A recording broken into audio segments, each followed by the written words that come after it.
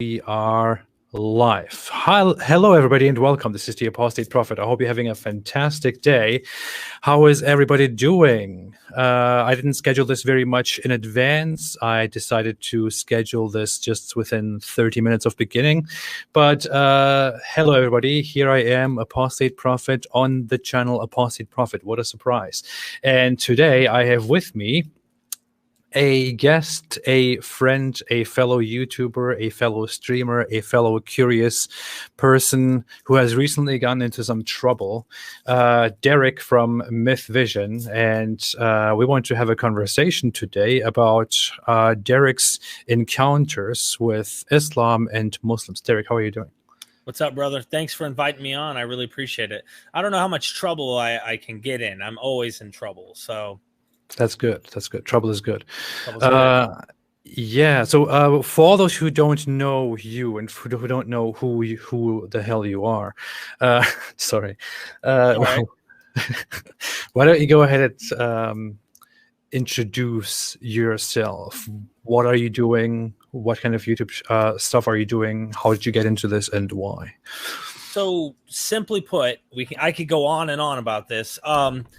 I host a YouTube channel called MythVision Podcast, where mostly what I've done on there is I've taken a critical scalpel, if you will, using a scientific method to the Bible. Mm-hmm. I was a very hardcore fundamentalist Christian for many years, and I started finding problems, right? So what I did is I started to analyze and say the very people I ignored many years ago when I was an apologist, I started to listen to them and say, okay, hold on. Are they onto something with this? And so people like experts in the field that are PhDs, Bart Ehrman, you name it, the list can go on. I said, I'm not listening to these guys. So I started to actually pick and listen to these scholars and analyze the Bible. Well, I realized that religion in general, there are commonalities in many ways, and a lot of them work the same. A lot of Muslims check out my channel, and they love that I'm poking holes at the Bible. Mm-hmm. Like, the enemy of my enemy is my friend, you know? So I was like, okay, hold on. There's so many truth claims starting to pop up because I've been doing ex-Muslim or ex-Jehovah's Witness material, ex-Scientology material, Scientology, Jehovah's Witnesses, Mormons. I mean, you name it. I've been like interviewing a lot of ex-cult members. And I said, you know what? There's some ex-Muslim material, and I've seen harm that has produced from this religion. Let me interview some of these guys, and I'll be interested in analyzing, taking a scalpel to the Quran, to the traditions, looking at the Hadith, checking out what the development of this thing was. And of course, I've caught nothing but a lot of hell from Muslims, especially with the Zara K interview. So I'm just going to block a lot of people on Twitter. I don't have time to sit here and engage. I've got 30 videos to edit, and I need to read books. You know, right here, I'm reading The Origins of the Quran by Ibn Warq. And they'll go, he's a skeptic. He's not trustworthy. But when you read the book, all of it are classical essays by PhD scholars. So they're like, oh, don't listen to Ibn Warq. And it's like, Ibn Warq's only referring to experts in this field. So I'm actually planning on diving to the sources and looking in and going, what do the experts say? Right now, I know this much. You know what I mean? Did you have any experience with or any knowledge about Islam prior to diving into this, into what you're doing at the moment? The only information I had prior to this was like secondhand hearsay knowledge. People say, oh, they did this. He married a 9-year-old, all these things, right? So it's all negative content. And that is the criticisms I receive from Muslims is like, hold on, you're coming into this already closed-minded. Even if I didn't hear all that stuff, AP, I would have still approached this going, look, I'm looking for your holes. That sounded wrong. That sounded wrong. Yeah. I'm looking for your holes, and I'm not bringing lube. I'm not bringing lube. No, I mean, but seriously, I'm not trying to come into this thing like, hold on, you're going to convince me, and this might be true. That's not me. I'm looking at it skeptically. I'm going to use a scientific method. I want to know, what's one of the first guys here? I want to know what Abu Bakr, you know, what happened in his sources when you start to look at that in the first tradition of the collection of the Quran? You know, Uthman. I want to know about Uthman. I want to get into this. Why are there so many variants and so many different types of Islam? I'm interested in diving into that because I personally found freedom from figuring out. What I saw was that you were mostly involved in talking about Christianity, which is, of course, something that the atheist community in general, atheists in the West in general, people in general in the West are familiar with. Right. And I saw that you talked to people from other backgrounds, from cults and this and that, as you have described. And only recently did you actually start getting into questioning Islam, into learning more about Islam, and your approach wasn't even bad. As far as I see, it was your approach is merely that you try to learn what this religion is about, what those who have left this religion say about it, what those who advocate for this religion say about it. But you have quickly gotten very terrible responses, as far as I see. When I look at your audience, when I look at your at the interview that you had with me, for example, on your channel, I see that there are Muslims in your comment section who say things like, "Whoa, Derek, I thought you were a sincere, serious guy who was after truth, and I followed you so far. But after this, I know that you are just a dishonest liar. Shame on you," and this and that. Is that your impression too? What is what is the first? What is your impression of the initial reactions that you get from Muslims simply by talking about Islam? Fear, absolute fear. They have seen what I've done biblically, okay? And Christians, I mean, very few have been very over the top, but usually the response is, "You're wrong, you're going to go to hell," or some encouragement of love, like, "Sorry, you're wrong, but you just don't know the Lord," or something like that. And I have to beg to differ. I mean, as serious as I was about this, but that's okay. We have a difference of opinion. Right out the gate, I'm insincere by bringing ex-Muslims on. I'm a liar, you know, this and this and that. Bringing on Zara K, one of the criticisms I got on Twitter was she made a statement that you have to marry your rapist or something like that in some country. There was 20 or 30 guys obsessed with her statement of that, and they made a clip. One of these guys made a clip. He cut my part out to show that in the Hebrew Bible, there's actually a place where, way back in the Bible times, we don't live in those times today. So if a woman is raped by a man, the man not only has, if the father of the daughter wants to, usually the virginity is the most sacred part. So technically they would end up getting paid 30 shekels, which is a lot in antiquity, for the daughter, because the daughter's property of the father in this time, or the father would have to burden this woman with no virginity the rest of his life because no man would want to marry her. Well, that doesn't happen. So I use that analogy. They cut that part out to show that, the Bible has something like this.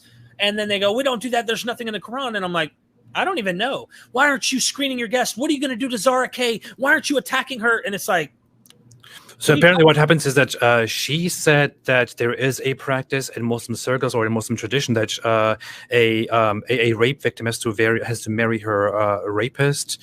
And they simply took that out. They cut that out. And as far as I have seen, made it look like it is a deception, an agenda, an Islamophobic thing on your part. Like they immediately began accusing you as somebody who goes with lies, who hosts liars, who is a liar, who is insincere, and all that. And I put this thing on the thumbnail here. How dare you analyze Islam? But that's basically the response that you have received so far, just by having people on who have said something about Islam. Right? Yeah, I've caught a lot of crap about you. In fact, this morning someone found my Facebook group. Right on it's MythVision, and they posted this video of another guy, I don't even know his name, who takes your video with me and he says, "Look at how dishonest AP is. The fact that I'm even hosting you makes me a collaborator of lies, supposedly." And I watched it this morning. It was about 6 minutes, 6 minutes. And he's like, "Watch, the screen will turn yellow. I'll have it color coded in yellow on what he uses or cuts out. I can't remember, one or the other, and what he keeps." And he's like, "See his confidence level. What a liar." Well, dude, when you go watch it, it is nothing bad. In fact, I've been doing 6 years of YouTube. And when I go, So you cut all that out to make the point, and you make it more like a better video. So if I was saying to you, so AP, what I was going to say, if I cut the out, that makes it AP, what I was going to say, and it makes it much succinct. He acted like you were cutting out information to lie, and like, dude, I'm telling you. Wait a minute. Are you telling me this is about a? Are you telling me this is about an excerpt from our conversation on your channel, which I took out and edited, right, to make it smoother, to make it shorter and smoother, and and they have accused us of editing it to misrepresent it or to lie about it or something. Is that what's going on? I think so. I think that the only critique I saw in there was that he's assuming you cut out your confidence. So like the were like somehow interpreted by him to mean you weren't confident. If you were he's like he cut out all of this. He acts so confident.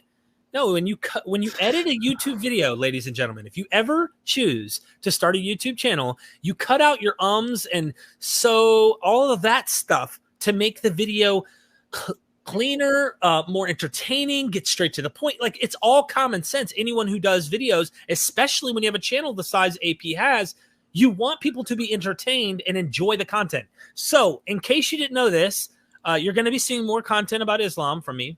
I'm going to be doing it critically. That doesn't mean I'm a hater. Should I mention real quick about my helping of a Muslim friend a few months back? I mean, you can go ahead. You shared that with me kind of privately, but yeah, go ahead. So a mother reached out to me, and she saw I have another YouTube channel called Derek Lambert. It's a recovery channel. I struggled with the drugs. In October the 25th, will be 6 years off heroin. I was a drug addict. I shot up. I was really, really messed up. And so I've made it. I made it out of there. Well, this mother reached out to me, and she wouldn't stop. She wouldn't like let up. And she pretty much was begging me. And at some point I finally buckled.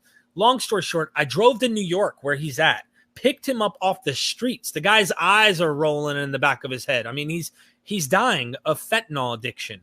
And I drove him to my house down in North Carolina. Now, I learned from this experience, no more. You know what I mean? I can't do this because it's too much risk for my own household, my wife and kids.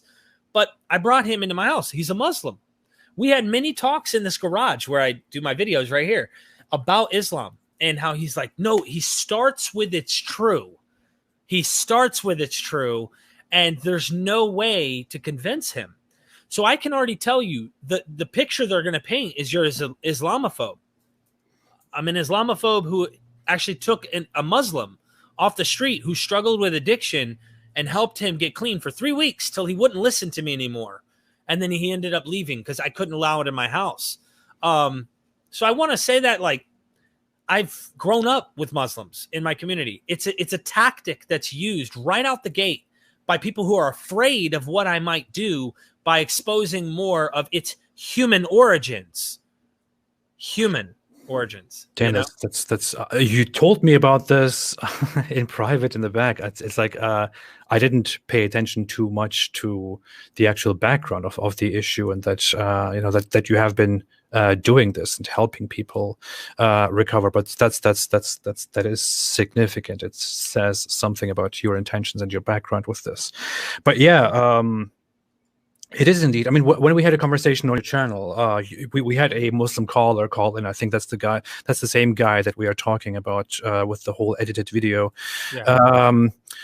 We had a Muslim call in who wanted to challenge my criticism of the Kaaba's legitimacy within Islamic religion and Abrahamic tradition and all that. And he called in, and halfway through the discussion, I actually asked him, and I asked and said, could anything about Islam be wrong? And the guy outright said, no, to me not. Nothing can be wrong. And when I gave an example to him and said, in this specific instance, in this specific hadith, Muhammad makes a prophecy that turns out to be false. The guy then tries to, without ever even considering the possibility that Muhammad might indeed be wrong, he immediately tries to appeal to the scholars and their explanations as to what this hadith really means and why it is actually not a false prophecy. So, I mean, you see this very big cognitive dissonance that's going on, and with which they also, in a very hostile way, often approach critics and those who question Islam. I think it's really bad. So far, just getting into this, looking for the PhDs in the field is very difficult. It's not easy because of such ignorance that I think is there, and people saying you can't criticize. Like they're really not open to this. And Christians, for example, practice this sometimes, right? But there are scholars in the field who are experts in this, and no Christians like ready to go after them or constantly harassing them. I'm not going to say no. There are Christians out there that do this, but I see it I've been doing this for a while against Christianity, and nothing on the level that I've already seen here with Islam. So I know that you're dealing with a lot with what you do, and I commend you for having the courage to do that. Thank you. Also, I asked this question on Sean McDowell's live the other day. I won one of his books too, or one of the guest books. They sent it to me. So I asked him, I said, is it possible? This was my question to him. Is it possible that Christianity isn't true, or that Jesus didn't rise from the dead? The guest actually said, yes, it's possible. But then he went into, but is it probable? And he wanted to try and make a case to say why he thinks it is. I've not seen the even possible idea enter their head. It's not possible that this could be wrong. You know what I mean? Well, there is something that I want to say. I recently had a debate with a Christian apologist whose name is Stuart Knechtle, and I had a debate with him on Modern Day Debate, and we were basically debating Christianity versus atheism. Me as a non-Christian who is technically called an atheist, we were talking and debating, and of course, that discussion, that debate went very well, very nicely. And within the whole debate, we even came to a point where we began to talk about what we could accept as evidence. And I briefly joked about, God himself appearing and coming here and saying, I am this and that and all that. And he took that quite well. He smiled, he laughed about it, he added to the joke, moved on from it. The audience was okay with it. Half the audience is Christians, they were fine with it. And I thought to myself, in that moment, I suddenly started diving into my own head and was completely distracted by the fact that I can easily have these discussions with Christians in which we can talk about, hypotheticals where Christianity is false or God doesn't exist. We can, talk about the motives of God. We can we can make mild jokes about, in order to better understand Christianity and in order to better understand Christian beliefs and all that. That's all possible. If I had that same conversation with a Muslim, that stuff would never be possible, because there is a major difference between how Christians think and how Muslims think, between how Christians feel and how Muslims feel. As much as you want to say that Christianity is a religion that is very much fueled with guilt, I am wrong, I have to repent and this and that. In Christianity, you have a different relationship with the God that you believe in, where you have God as the Father. God is you have a connection to God, you pray to him and this and that, and God loves you, you love him back. In Islam, you don't really have that. In Islam, you have this relation of a brutal master and a submissive slave. There, you cannot try to joke or entertain yourself or think about hypotheticals and all that if you talk about Islam or if you talk about Allah. You have to be completely fearful, quiet. You have to be a submissive slave, and Islam literally means submission, and that is what the Islamic sentiment is. So if you approach that religion with an open mind and with some criticism and with critical analysis, you will get responses accordingly that are in accordance, in alignment with that whole sentiment. You're right. No, you're right. 100%. And here's the thing I do want everyone to know. I mean, not all Muslims are the same. Not all Christians are the same. Not all. But what I've encountered, especially on YouTube so far with my reactions, are people who've come out and look, I'll give you an example. I took a picture of all these books. Well, I got a bunch of books over here on my desk. You can see some of them right here. Okay, a list of them. Some of them definitely aren't academic, meaning they're not by PhDs. Some of them are on the topic of Islam. The immediate response is this mockery about the books I've bought. I made a picture saying, hey, I'm diving into my stuff. They're already like, ha ha ha, stupid. If that's all you got, ha. And it's like, really? Like, I asked him, I was like, I've had a couple conversations in the chats, in these comments. You'll get where I'm going with this. I said, name a single ex-Muslim that you like that accurately represents Islam. They don't. That's why they left. And it's like, I have not had one of them say, okay, this is an ex-Muslim who left the faith that is representing Islam, balanced without being overly critical, or as they like to call Islamophobia, or they have this like, I don't know. It's like you can't criticize it. I criticize Judaism, right? Mm-hmm. One of my very good friends is Rabbi Tovia Singer. He is a Orthodox Jew. I criticize Judaism. He disagrees with me 100% on so many things. But he's my friend. And he writes me, I love you, brother, and we talk all the time in messages. It's like, I know me and him would disagree if we talked about this topic, but I don't really see that happening so far. I am talking to some Muslim scholars that are actively Muslim. But anyway, let's get some of these super chats. AP, I'm sorry. Do we need to address any of these? Yeah, of course we do. Of course, it's our obligation. I'm just really curious about your whole encounter with Islam and how it differs. What do you think? I think you highlighted this very, very much. But would you say that the reactions that you get from the average Muslim reaction is significantly more hostile than the reactions that you get from any other religious group? Is that the case? Yes, most of them are so far that I've seen. Some are actually on par with what I've seen when Christian apologists are coming back. But even at the end of the day, the worst I usually get from Christians is, well, you're going to go to hell. You know what I mean? I have had one guy actually threaten me, but never have I experienced that again. And it was a Christian who didn't like that I was challenging William Lane Craig in one of my videos. But the point is, you're absolutely right. I think they want to force that from happening. And look, I'm interested in actually getting to the bottom of this. That's it. I want to get to the bottom of its origins. I think they're afraid. They love my channel for its poking of Christianity or Judaism, whatever, but they don't want me to do it on their book. You know what I mean? Mm-hmm. And what does it do to you, Derek, when these people attack you simply for asking simple questions about Islam, and when they use extremely abusive language, threatening language, and all that? Is that in alignment with the goal of Islam to spread the religion and to make people like Islam? When these people approach you in such a hostile, aggressive, abusive way, how does that make you feel about Islam and Muslims? If I'll speak for the Muslim here, to speak to them, okay?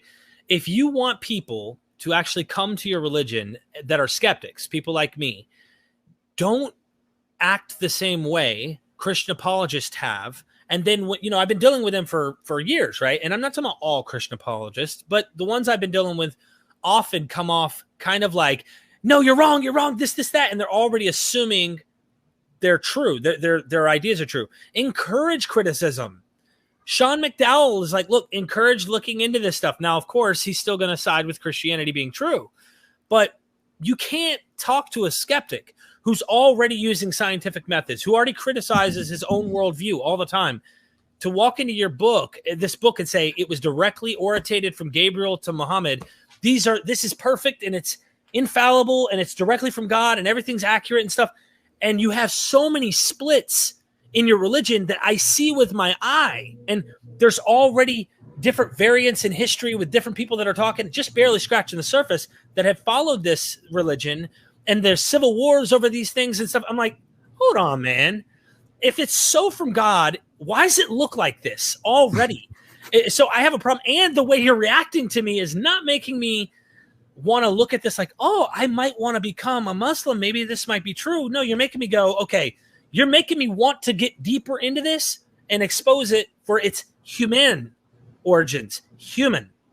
That's what I want to do. I want to look at it and find out how it started. They make me even more motivated to do that, actually. Yeah. I mean, if they wanted to change your mind, if they, I mean, seriously, I'm speaking to those who give those terrible responses to people like Derek, or to people who question Islam in general. If you want to clarify things, if you want to counter doubts and counter what you think is Islamophobia, the worst thing that you can possibly do is to, show your hostile side and to attack the critics. The best thing that you could do is to try to sit down with these critics and to talk to them, to try to sit down with these curious people and to talk to them. I'm sure if Muslims on average approached Derek and other people who question Islam in the nicest way possible, then people like Derek wouldn't end up having so many thoughts about Islam that are considered unpleasant to Muslims. I'm sure that if Derek only had wonderful experiences interacting with Muslims while questioning their religion, then he wouldn't have anything bad that he could possibly say about Muslim apologists and about maybe about Islam, but definitely not about Muslim apologists. So, I mean, it's very simple, right? It's very simple human actions and reactions. If you want good reactions to your beliefs and to your ideas, you should probably try to be good. I want to give a shout out actually to one Muslim scholar who is very kind to me, and Khalil. And I'll leave it at that. I don't want to go too far because I don't want people messaging people. This is the stuff that they've done already, by the way. I had they said they weren't a Muslim to my friend, Dr. Joshua Bowen.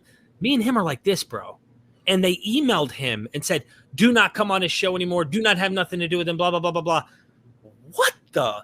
Do you know what you're doing to me when you do that? You are making me more passionate about this. Like, if you want the flames to dwindle, if you want it to go down to something that's not as hot, do not try to stir the waters and make me get more and more obsessed with trying to expose, because I will get to the bottom of this and I will find out from expert PhDs who've read Arabic, who know the sources, who go back to first, second, third, fourth, fifth canonization of this text. I want to find out the sources now more than ever. And you can tell I've got a little passion here, but it's like I don't see this from Christians as much. And when they do respond, it's like their worldview reaction is more, they have more of a persecution complex, right? So it's like they internalize it. And I'm like, I'm not falling for that feel bad just because I'm being critical of the religion. But even at the end of the day, you see the concept of like, I'll die for my faith rather than kill for it. I don't see that kind of reaction. I see a militant mindset in a lot of these messages and very aggressive on trying to poison the well. They want me to be dishonest. They want me to be a liar. They want me to be this. They want me to be that already. So when this spreads out there in the Islamic community on YouTube, none of them are going to take me serious, right? At the end of the day, that's fine. They're going to do that because they're wanting to protect their own beliefs, and that's okay. So you are thinking of hosting Muslim scholars on your channel as well, as long as they agree to talk to you, as long as they agree to have some affiliation with your channel and with your work.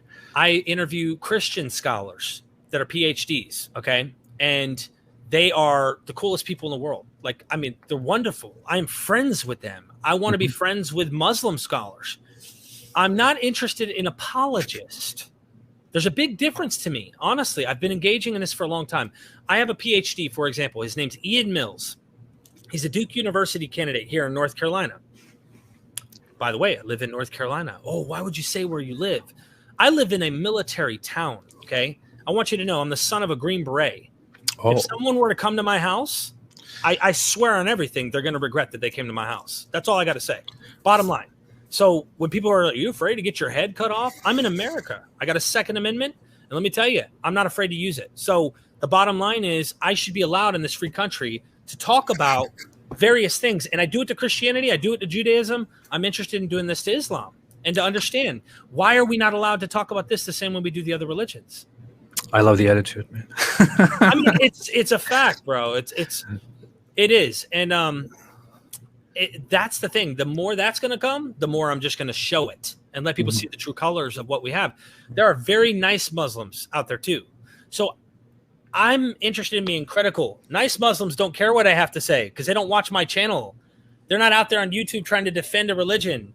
They're just living their lives based on belief that they have, and they're happy doing so. But when you put yourself in a public place and you're interested in coming onto my channel, leaving comments on videos that have nothing to do with Islam, making truth claims that it's true, okay, well, let's see if it's true. I want to say at this point, I also I also make use of the Second Amendment and the right to defend myself. Yeah, no, I totally also make use of that. And I also live in America. I just want to appear equally strong right now. I'm totally inspired by the strength that you have just radiated here. Man, I've grew up with Muslim friends. This was never a topic growing up, faith. You know, they say stay away from politics and stay away from religion at the dinner table, right? I love studying this stuff because, let's be honest, I think the Bible, and I'm sorry for you Christians out there, is human in its origin. And it is men in antiquity trying to describe their own worldview that they understand, whether they borrowed concepts and it was just in the air in the ancient Near East, Old Testament, getting into the New Testament during a Hellenistic period where potentially you have Greco-Roman mythology and you have some form of Hellenistic Judaism taking place. All of that is human in origin to me. And I can explain why these narratives may have come to scene, why Jesus rose from the dead. You know, all of this stuff. I have my own explanations as human origins and explanations that might make sense that a Christian would not accept. I want to do the same thing in looking into Islam. Yeah, and we should be having the right to talk about it. As I said, we have debates about these things. We have public discussions and conversations about these things. We can be on complete opposite sides of, a certain debate about a political idea or a religious belief, and we do this all the time. And it doesn't cause big problems. We don't feel the need to beat up each other or to kill each other or to say the worst things possible about each other. We should be able to do the same thing about Islam. And I mean, I do encourage this. I am here. People often describe me as one of the biggest enemies of Islam, as recently said by certain people. And is this what an enemy does? I mean, I want to have conversations. I want to have discussions. I want to have debates with people who believe in this religion. I want to have conversations with scholars of this religion. This is what we should be doing for a proper world in which we are allowed to think, and where we are allowed to make up our own minds. Make it possible. Make it. I agree. Well, I mean, when you start with that already, AP, you start with, I don't think that this is actually really a miracle, or Gabriel actually is speaking these things to Muhammad. I want to know the sources. How dare you be an Islamophobic bigot? Well, that's the problem. See, that's the problem. And the fact that even comes up it's just evidence of people's insecurities. And so I'm not here to poke fun at that either. I think that they really feel like they need to defend it inside because they're very insecure about this thing, or they're protecting their own worldview. I had the same thing when I was a Christian. I would go out and try to debate, but and engage and protect my worldview. And now I'm not a Christian. And I think that more harms are done due to these religions than... You see where I'm coming from? Yeah.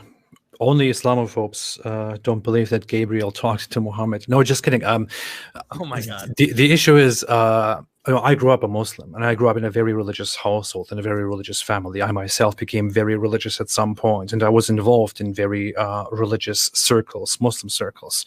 And the problem is that as a Muslim, even among the least religious Muslims, just regular average Muslim families, you learn things from a very young age that prime you to think about others, about those who question, as evil, unreliable enemies. And this is not, this is the fault of that certain thing that you are indoctrinated with. It's not an ethnic problem. It's not something that is that is in your blood, or in your brain, that you can't get rid of. It is something that is taught to you. I learned as a very young person that as a child, I learned that it is us us Muslims against the disbelievers, and the world basically consists of the good ones, who are the Muslims, and the evil ones, who are the disbelievers, the rejectors. I mean, this is stuff that I learned, and this is quite normal in regular traditional Muslim ideology. This is known as al-wala wal-bara, which is an ideology that is basically translated as I forgot what it's translated as, but basically, loyalty and disavowal, where you are supposed to love your fellow Muslims and be loyal to your fellow Muslims, and you are to disavow and reject and dissociate yourself from those who disbelieve in your religion, because the Quran says that it is Muslims are one people, and the disbelievers are allies of one another. This is what the Quran actually says. They are allies of one another. And the phrase "Muslims are one nation" and the disbelievers are one nation is a phrase that is very well known in the Islamic world. So as a Muslim growing up, you learn that Islam is the absolute truth, and Allah is the authoritarian God that a God is, and you are His obedient servant, His slave. And you are supposed to stay absolutely loyal to this. If you dare to have doubts, you might go astray and betray your nation, betray yourself, betray everybody, and you will end up with horrible, unbelievable torture in the afterlife, which is graphically described throughout the Quran. And when you listen to when you hear doubters, when you hear others who make comments about your religion, or who question your religion, who ask questions about your religion, you learn that those people are simply liars, outsiders, deceivers, who don't like your religion and who want to change you, who want to take your religion away from you because they know it's the truth, but they just can't stand it. Things like these sentiments prime Muslims to react a certain way to outsiders, to those who question. And the biggest victims here are Muslims themselves. Yeah. The biggest victims are they, because it is the Muslim himself who is prevented from opening his mind and changing his mind, and becoming a different person, seeing the world differently, enjoying things in a different way. The primary victim here in this case is the Muslim, and then everybody else who has to experience the results of that. I will say this, and I'm going to catch some crap from your Christian audience, but I have to give an analogy, because you were a Muslim. If I'm not mistaken, you were Muslim. Yeah. Mm-hmm. Okay. I want to make sure that we're having a dialogue and not a one-way street, because this is really important.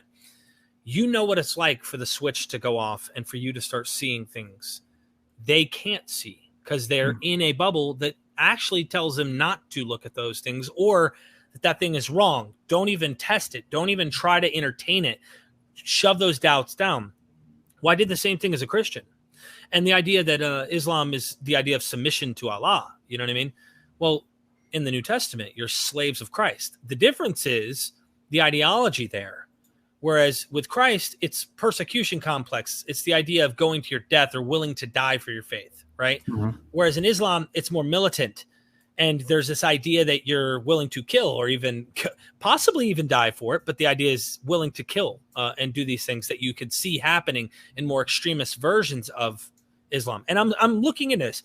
I don't want anyone taking this to the bank like, oh, Derek knows, because a lot of these people probably that are going to watch this are skeptics of what I'm saying. And I say skeptics because they're from the worldview of Islam. I'm going to ask the experts. I do the same thing in Christianity, and I make up my own mind.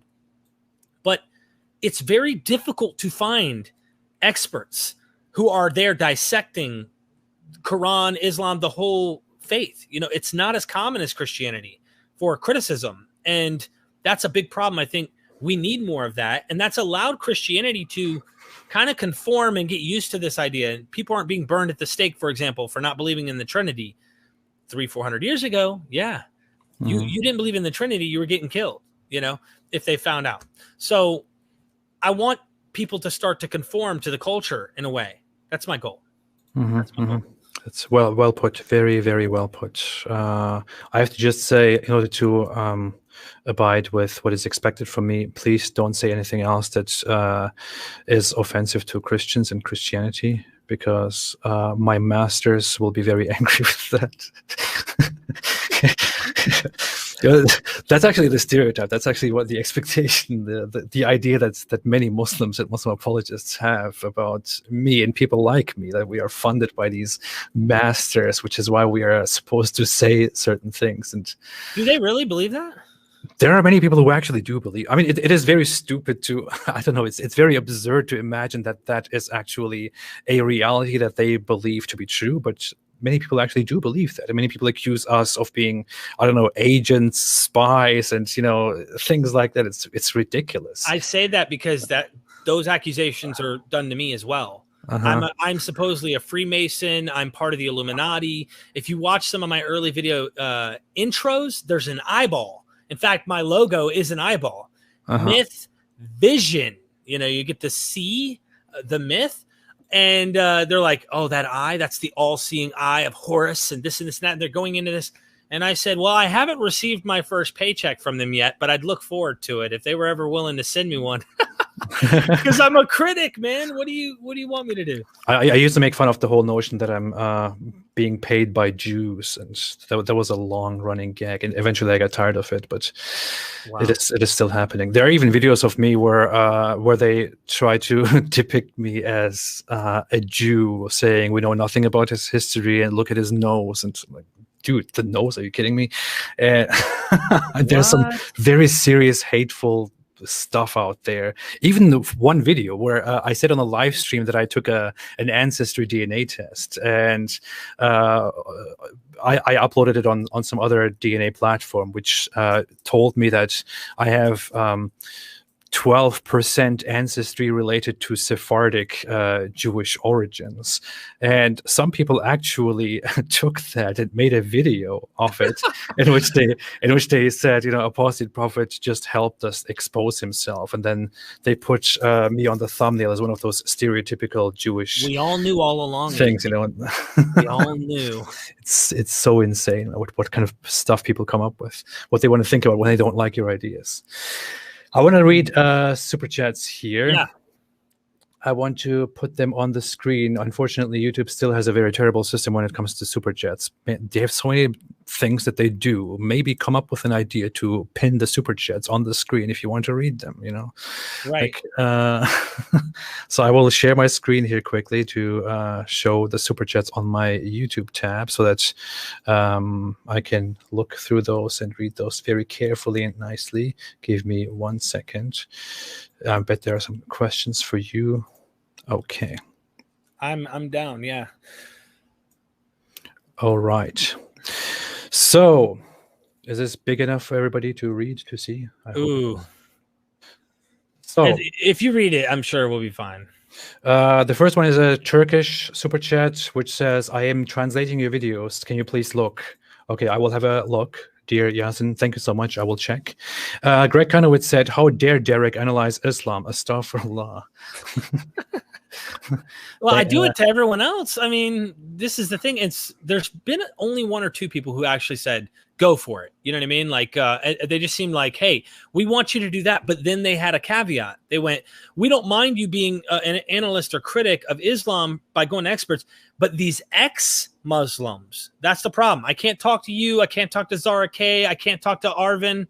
I can't talk to people who are not Muslim anymore because they can't really bring anything to the table. If you were a Muslim and you left, it's like an ex-girlfriend or ex-boyfriend. This is what they'll say, right? But I know as an ex-Christian, if I really wanted to hear what the, I guess you say, problems with a religion would be, I would usually go to them. Or for example, I've had Rabbi Tovia Singer come on and talk about anti-Judaism or anti-Semitism in the New Testament. Mm-hmm. Mm-hmm. I mean, I have a Jew who's looking at the New Testament trying to understand. And he says this before. I want to understand why I've had attacks just for being Jewish from certain Christians. And he said, after reading the New Testament, I see who's always blamed. Pharisees, Sadducees, leadership, but then also in the Gospel of John, Jews are to blame. And there was a lot of anti-Semitism throughout church history. So I ask a Jew to come on and poke at the New Testament. Why not? It's a very terrible analogy that I've heard often, which is, that, how can you, it's like going to the ex-Muslims is like going to the ex-girlfriend or going to the ex-partner and all that. I mean, it's a horrible analogy. The analogy would be more accurate if we were talking about being born into a certain relationship and not being allowed to get out of that relationship, and being threatened with death if you want to get out of that relationship. But then despite that, you get out and tell the world what you have seen, what you have experienced, and what you know. That would be a slightly more accurate analogy, I would say. Right. Or maybe it's like buying a product from Amazon, or a product on Amazon is imposed on you from birth, and you cannot get rid of this product, and you cannot leave bad reviews. Leaving bad reviews is not possible. If you get rid of the product, then you will be executed. If you leave a bad review, you will be executed. But finally, you have found a way to actually get rid of the product and to leave bad reviews. Right. And now you just want to look at those bad reviews to see what the hell they are saying, why they are being critical, just to understand more about the background of this. And those people are still saying, hey, don't read the bad reviews. Of course, the bad reviews won't say anything good about the product. Yeah. For me, it's more like social ostracizing for being an ex-Christian. It's not like an actual threat. And look, I've never been a Muslim. I can't even tell you what it would be like living in the world of one, which is why I interview ex-Muslims. I have a lot more in common. For those who want to go, why is you only interviewing ex? I am going to have scholars who are Muslims on, but I actually can relate to the stories that they've had for leaving the faith and what they started to realize about these things. So anyway. Next super chat. Next one. Okay. Where we just read that. Hindu historian said, does it ever frustrate you how vast ignorance of Islam is among the woke left? It's such a shallow and vapid movement that it would be comical if it weren't so harmful and toxic. What is your experience with that, Derek? So read it again. Does it ever frustrate you how vast ignorance of Islam is among the woke left? Yeah, I mean, what really gets me is I think that I'll use atheists, for example. People who, like me, are afraid to actually engage in this for many reasons. It's almost like what I have noticed, and why I am tiptoeing a very fine line. I want to be very careful when I do go into this, and that I'm focused on the content and being critical about the basis of the religion. All of that is because the same problem can happen when you examine Judaism. I know people who've been said to be haters of Jews or anti-Semitic or whatever for actually engaging and trying to poke at Judaism. There's a fine line you can walk and a scholarly approach to being critical. And then the other side is being an outright hater to the point where they go, you hate Jews or something like that. I think a lot of atheists are afraid, though, for the death threats, everything they see. You can't even you can't even draw the guy comically. But Jesus is all over the place as a joke and memes and everything else you could see. Yeah, so you can do that with Jesus, but don't you dare. And this is just in recent history, in memory, that people are put to death, or at least they're going to die. People are hunting a man for drawing a picture of Muhammad. It's a little obsessive to me. And they celebrated his death as, wow, finally it happened. And yeah, he's in hell now. And yeah. Kind of thing. It's an old man who died at a reasonable age to die. Anyway, Mr. Monster said Allah was Muhammad's imaginary friend. I know Mr. Monster. He comes from MythVision, I think. And Mr. Monster, I think you're right, my friend. But he wasn't just Muhammad's imaginary friend. I think, the word for Allah is God. And I think they're just going from the same monotheistic traditions that have been handed on. Of course, they don't want the Trinity, so you got to have Jesus kind of fit their picture. But yeah. There's actually more background to this. I want to talk to you about that lengthily. I made a whole video about this. The entire notion that Allah is merely a translation of God is not really entirely accurate.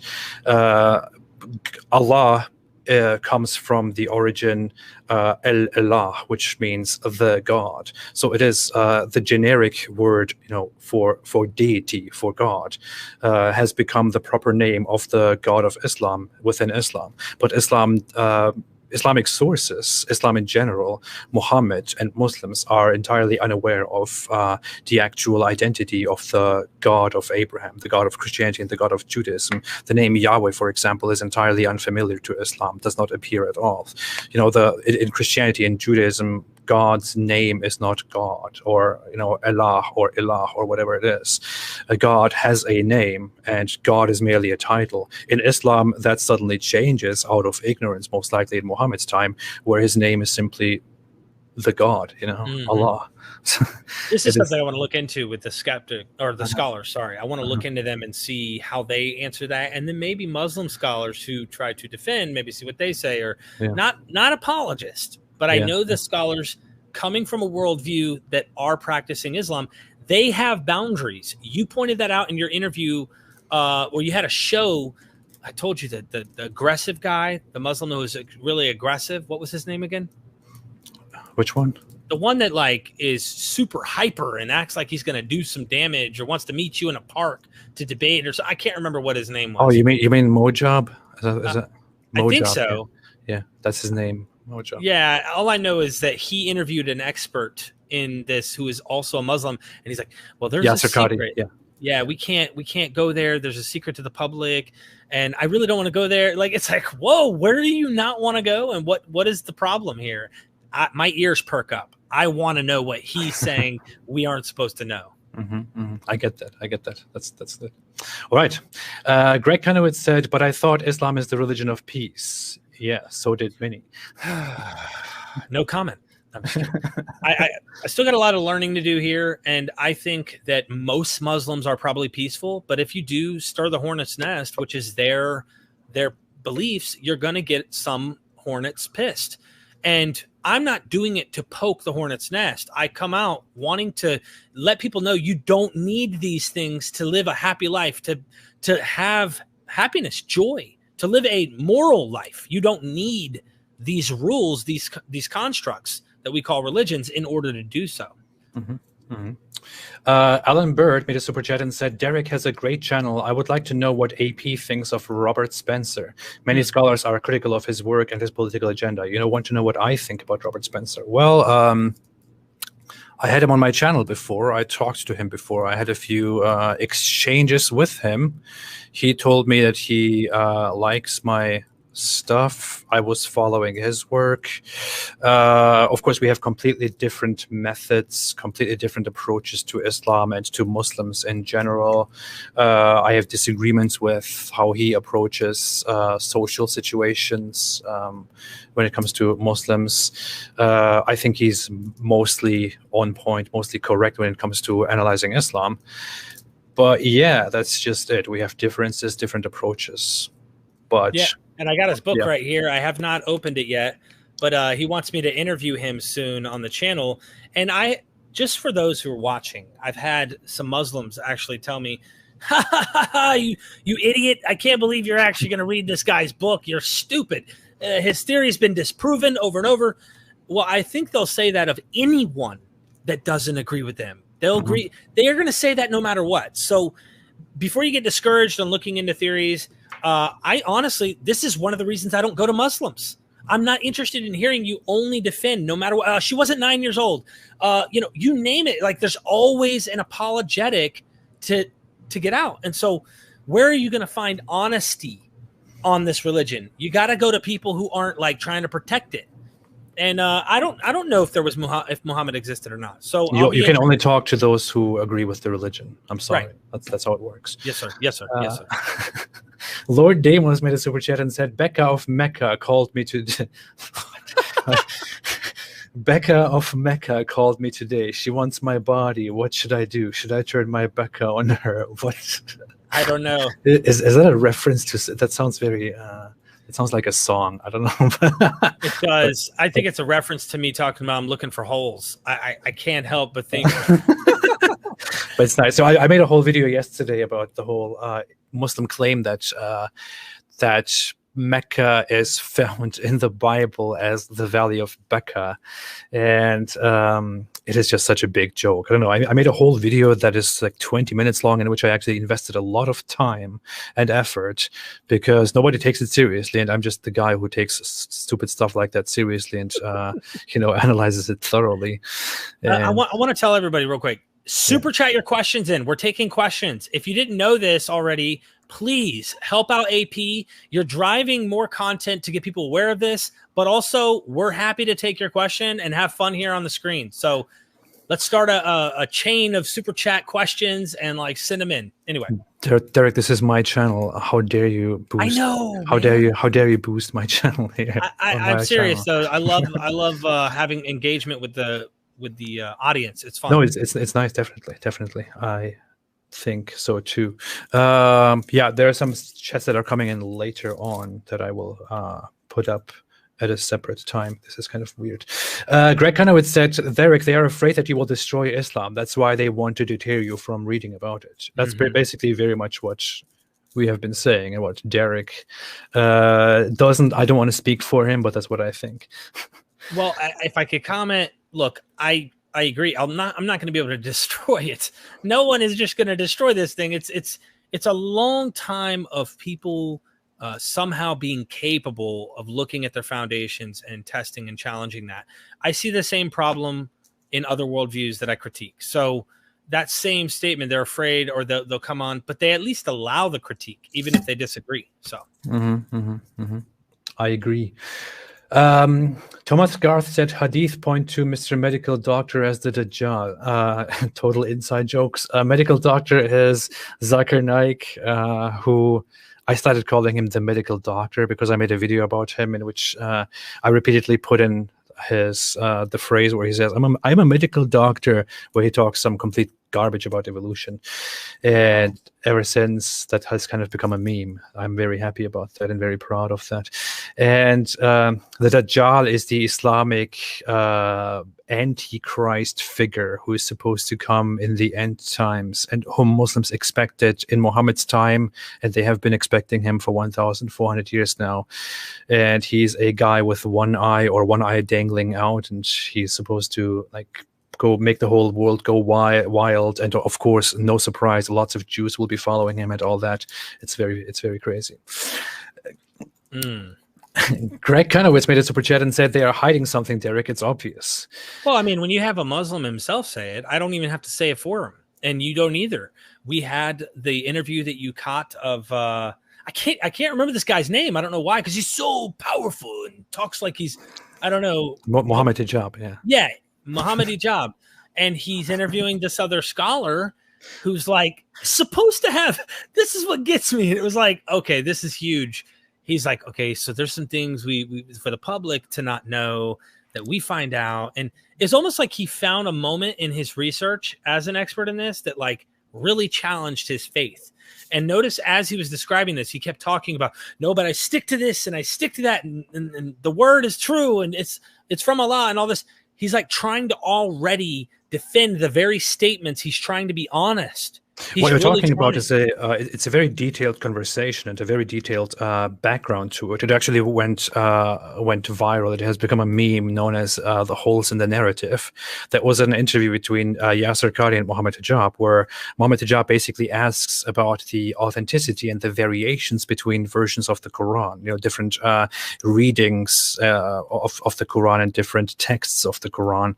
And he repeatedly asks Yasser Qadhi, who is a scholar of Islam, about whether Yasser Qadhi can verify that the Quran is word for word, letter for letter, symbol for symbol, the exact same Quran that we had at the beginning. And if Muhammad Hijab gave him an empty paper, if he could write down the Quran exactly as it was, exactly as it is supposed to be.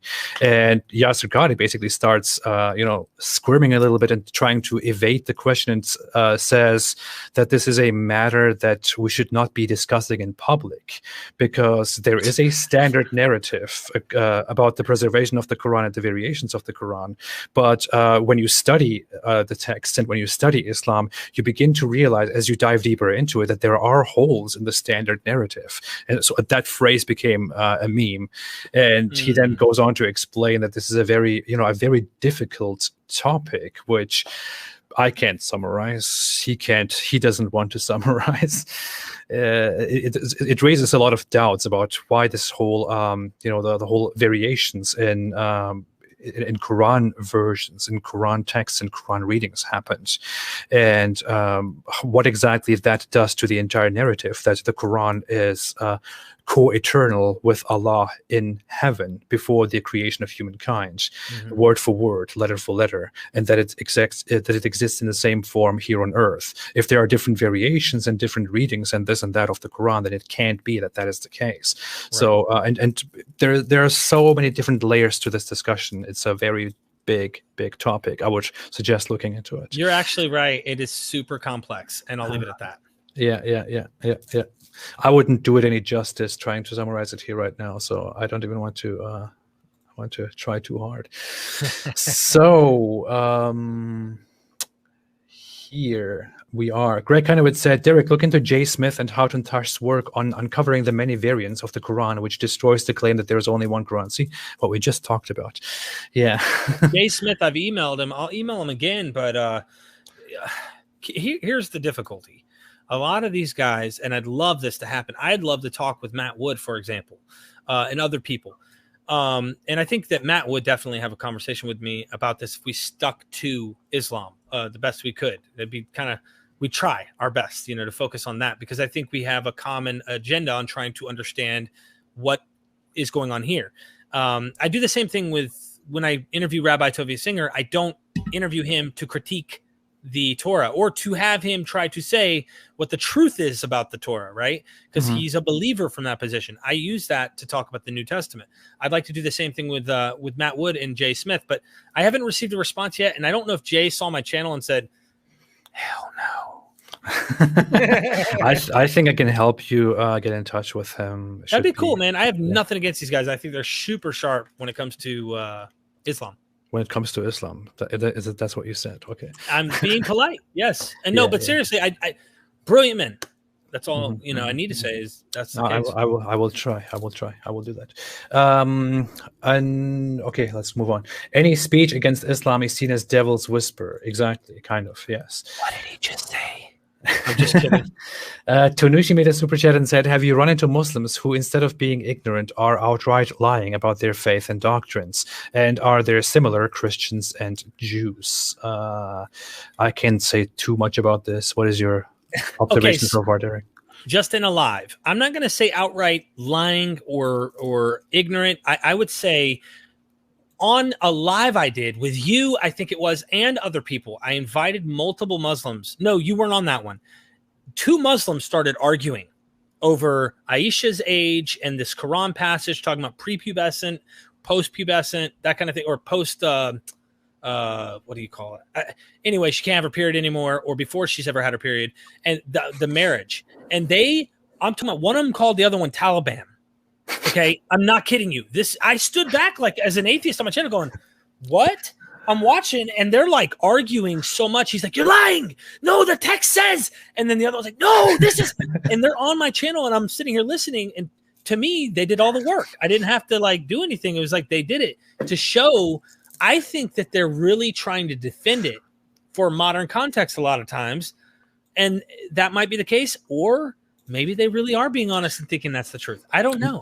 Next time, form a panel of 5 Muslims and ask them where Allah is, and then watch how it works out. It's horrible.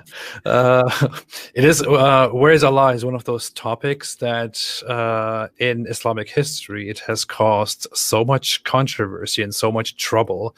Early Islamic history was troubled by that. People called each other all kinds of names and heresies because of that. People still, in today's time, different theological schools call other theological schools kafir, disbeliever over that matter, because some believe that Allah is literally physically up there above his throne, sitting there. Some people believe he's only he's up there outside of his creation, somewhere metaphorically on his throne. Some believe Allah is everywhere. Some believe Allah is literally within everything, and it's like they will call each other all kinds of things over that matter. It's a very funny topic. Yeah. Okay. Derek Ganowitz said, Derek, for the full story, talk with ex-Muslim and Muslims. I am going to have, I will say this, Greg, I am going to have Muslim scholars. If you get just a generic person off the street who's a Muslim, how do we know that they represent or are accurately portraying whatever sect they come from, Sunni, or they might be whatever they might be? You know, how do I know they're representing it or portraying it accurately? And that's another problem I've already noticed. I could have a scholar who's a Sunni and then another scholar who's a Sunni, and they disagree too. And it's like, which one agrees with which within their own, you know, their own denomination, as we would call it in Christianity, or different versions. It's complex. So I am wanting to bring actual Muslims that are scholars, that are respectable on the channel, to give a more balanced view. But apologists that are Muslims, I'm not really interested in that on my channel. Okay, thank you so much. Hakan made a super sticker which says critical hit. Thank you so much, Hakan. Stefan Milojevich made a super chat and said, how do you guys respond when Muslims tell you that you committed presentism fallacy when you criticize Momo for sleeping with a 9-year-old? Well, I would believe I'm more familiar with this, and I get this a lot. But there are different aspects of it. But in all honesty, I generally do not criticize Muhammad's marriage to a 9-year-old girl or to a 6-year-old girl, which he then practiced and had intercourse at when she was 9. I don't criticize it from the perspective of, you know, he was wrong or he was bad. That's not what I go for, because I know that they will immediately make the objection that was normal back then. Other people did it, this and that. That's not. I don't really care about that aspect of it. What I care about here, when I criticize the whole pedophilia issue, is that Muhammad is supposed to be, according to Islam, the perfect example for all mankind, timelessly, for eternity. He is supposed to be the perfect human to follow, to emulate, which is why revivalist, religious Muslim groups, movements, circles, individuals try to emulate Muhammad as much as possible. So if Muhammad is indeed rightly guided by Allah and constantly inspired by Allah, and he is the perfect example, but he goes and marries a 6-year-old girl and has sexual intercourse with that girl when she's 9 years old. Picture a 9-year-old girl, or don't picture it. It's disgusting. That is simply terrible and hard to accept with everything that we nowadays know about children, about child development, about how marriage and sexual intercourse would impact a child, how that child would develop, how that would affect the mental health and the physical health and the sexual health of a child. It is unacceptable to reconcile those two things, that he did do that and that he's the perfect example for all mankind. That is the problem. So presentism has nothing to do with that. I think the difficulty I've ran into, just simply put, if you use the example of slavery, how does everyone watching this show right now feel about slavery? Is it good? Should it be okay? Well, I look at the Old Testament, right? I'll see laws and I see no abolishing of this. I mean, the only place you do see it is the fact that you're not supposed to own your own fellow Israelite, but not everybody's an Israelite. You can own foreigners, strangers, and sojourners and whatnot, capture people for war, especially women, as sex slaves and concubines for pleasure and reproduction. No abolition of this. Nowhere did Jesus turn and go, it's over, no more slavery. Example. And I use that to say, if God's all-knowing and the morality is the same, you should see that these laws, if this is from God, are all good for all mankind at all times.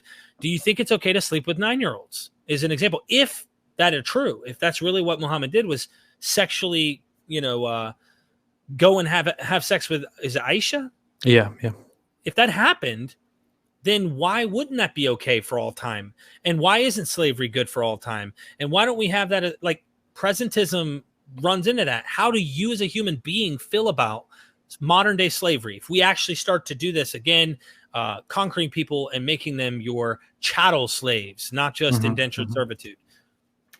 Here is the thing. I want to respond to one quick comment here, which seems to entirely miss the point, which happens very, very often. And I received this criticism even in form of mockery from certain Muslim apologists before, which is very ironic to me. But here is the comment saying from Muhammad Said. He says, "Apostate prophet, what the hell was that? A minute ago, you said you had no problem."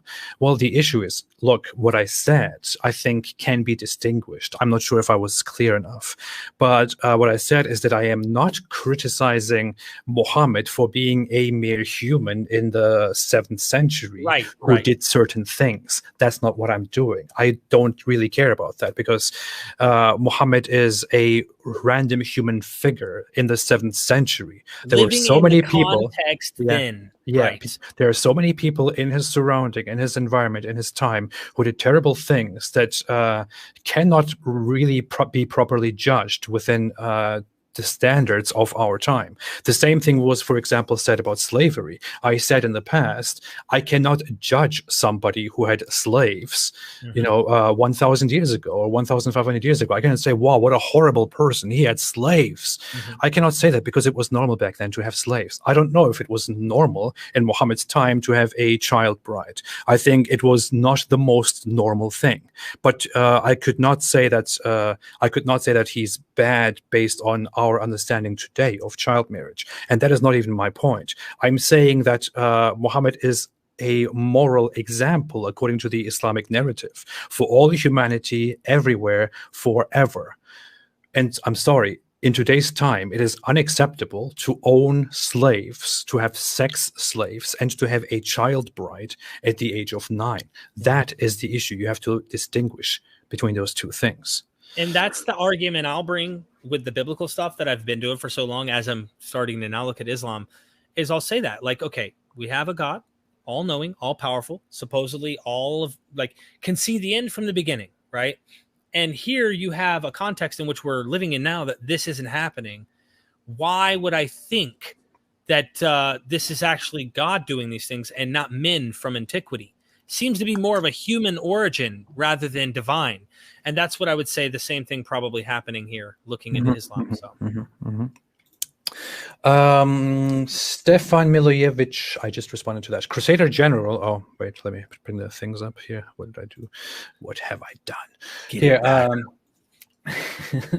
Crusader General said something. Yeah. Where?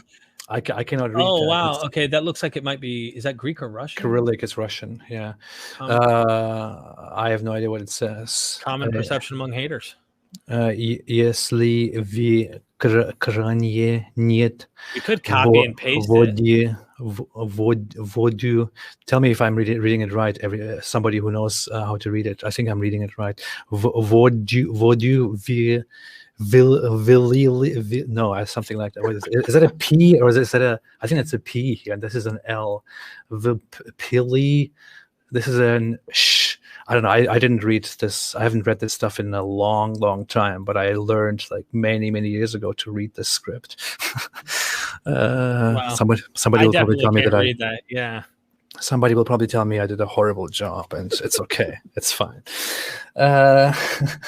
Brandon Temu said, thoughts on Buddhism.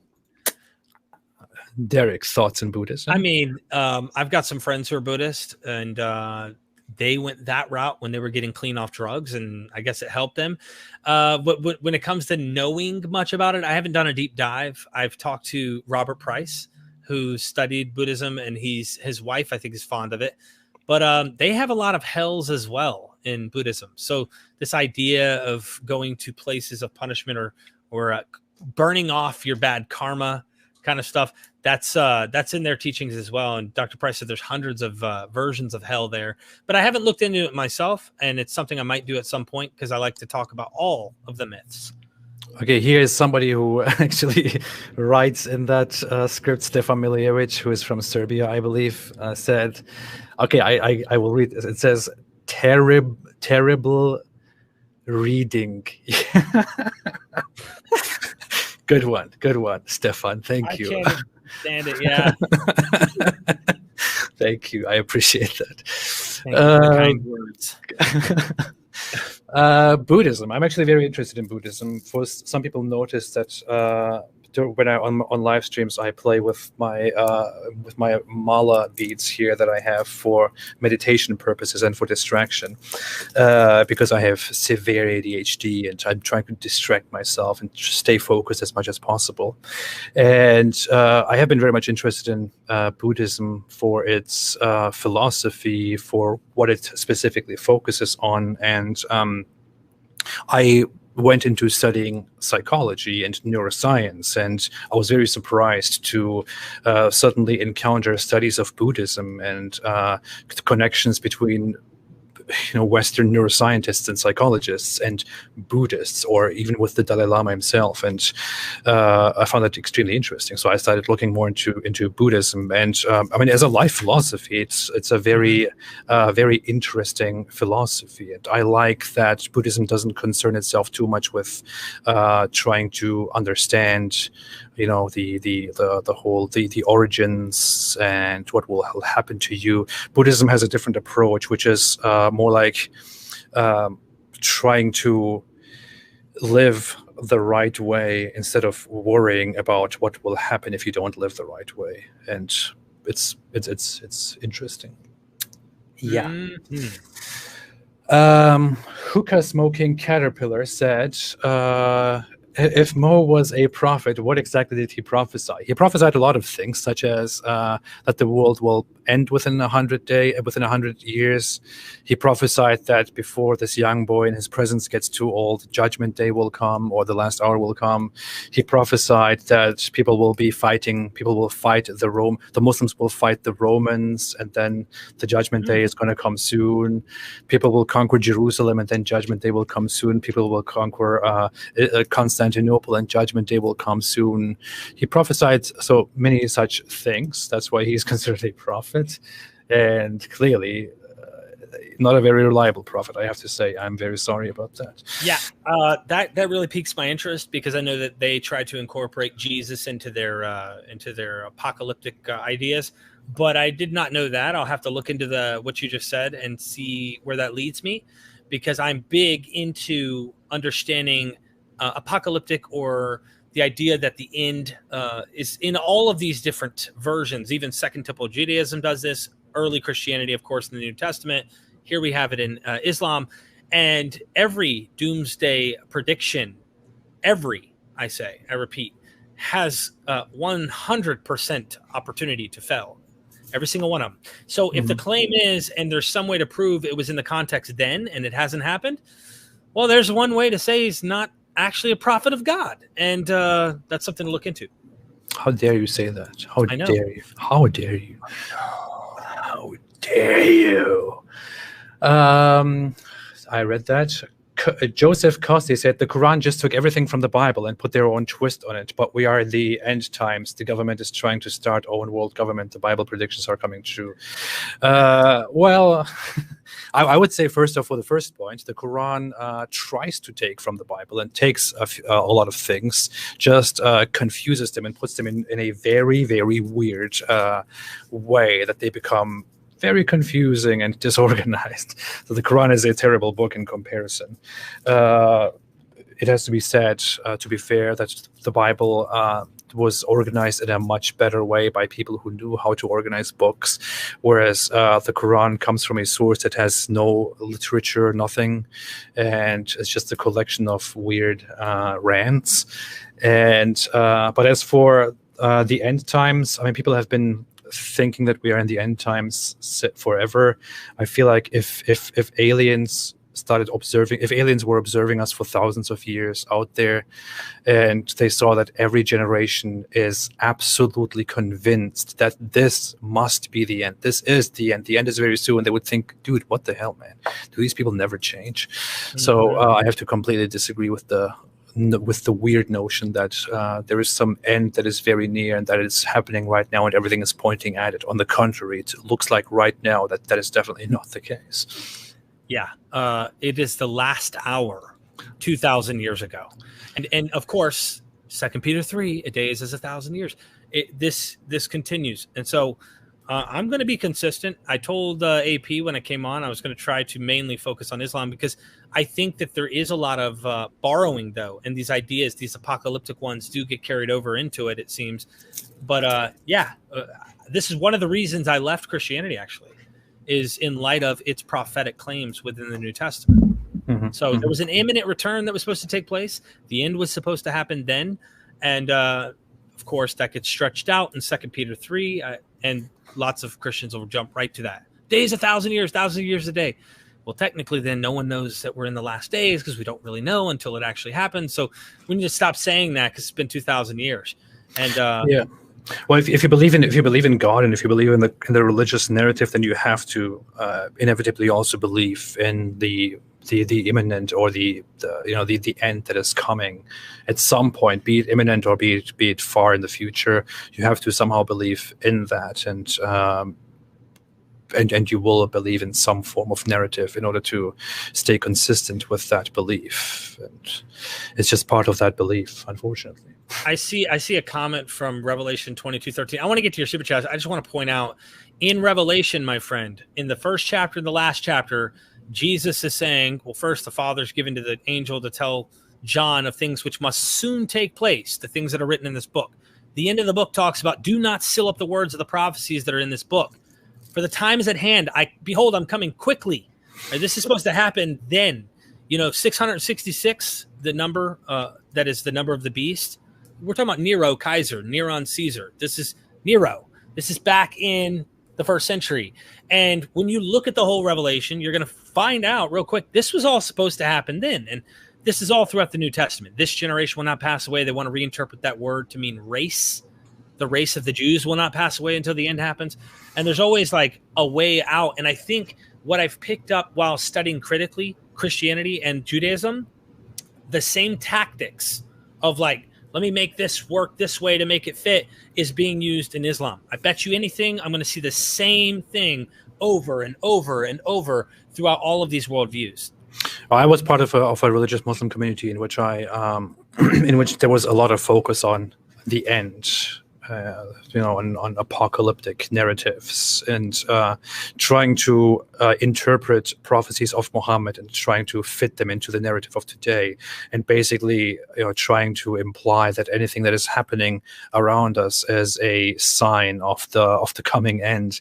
And it's just I found it ridiculous at some point, and when I look back now, it's hilarious. And when I look into religious conversations nowadays, I see this sentiment among Muslims the entire time. Like there is some, I remember there was this whole thing, this volcano eruption in Iceland, which caused this huge smoke traveling over the whole world, like making it very cloudy. And then people immediately started saying, look, this is actually a prophecy that Muhammad made about the end times. It's coming true. The end is coming true. And this is happening and that is happening. And people have been making the same prophecy, people have been making the same claim about the same prophecy about several different things over a period of 20 years now. And it looks ridiculous to me as somebody who has observed this for 20 years, but that is nothing compared to the actual picture, which is that people have been making claims about such prophecies having come true for 1,400 years now in the Islamic narrative. And of course, the same thing is true within the whole apocalyptic idea within the Christian communities, because people have this. What I think about this is people have a very limited lifetime. You have, I don't know, on average nowadays 70 years to live.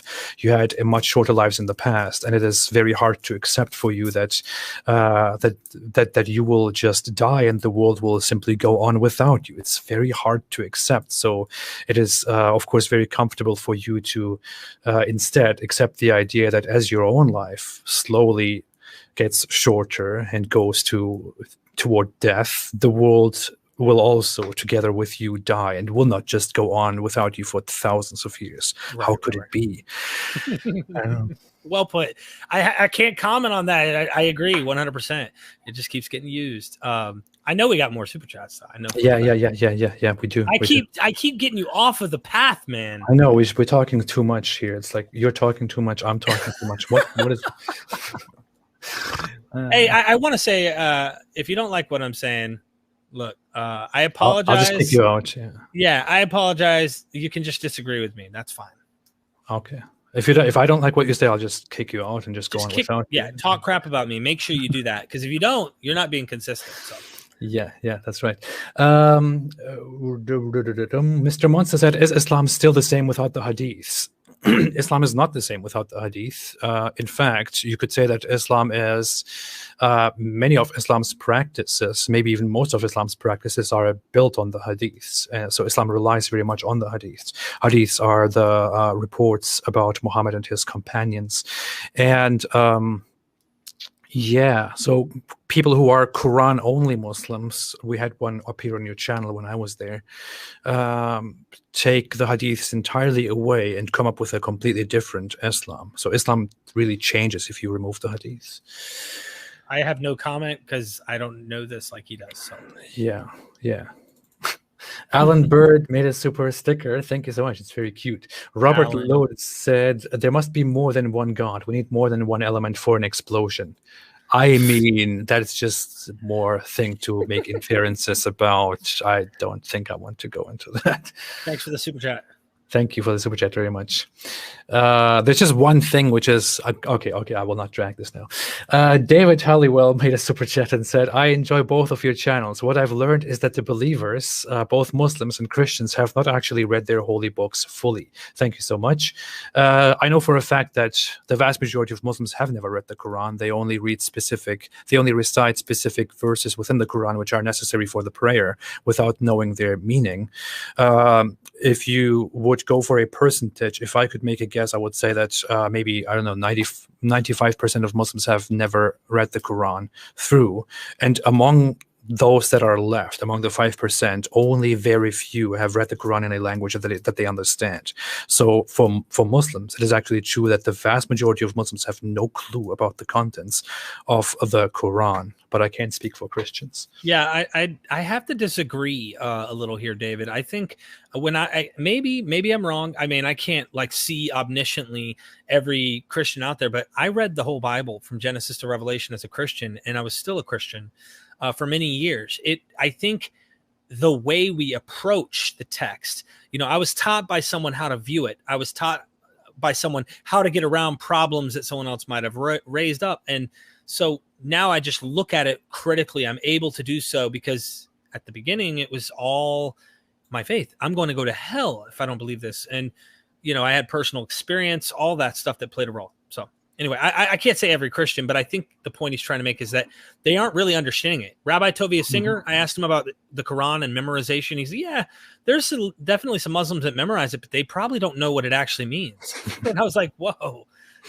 That's the issue. There's a big thing about Islam where it is considered a virtue to memorize the Quran and to recite the Quran, but not to know and understand the Quran. And people are actually actively discouraged from reading the Quran in their own language, in a language that they understand, if they are from non-Arabic origins. And most Muslims are of non-Arabic origins and don't know Arabic. So I was discouraged from reading the Quran in a language that I understand. I was told to instead go to scholars and listen to them or read it with them.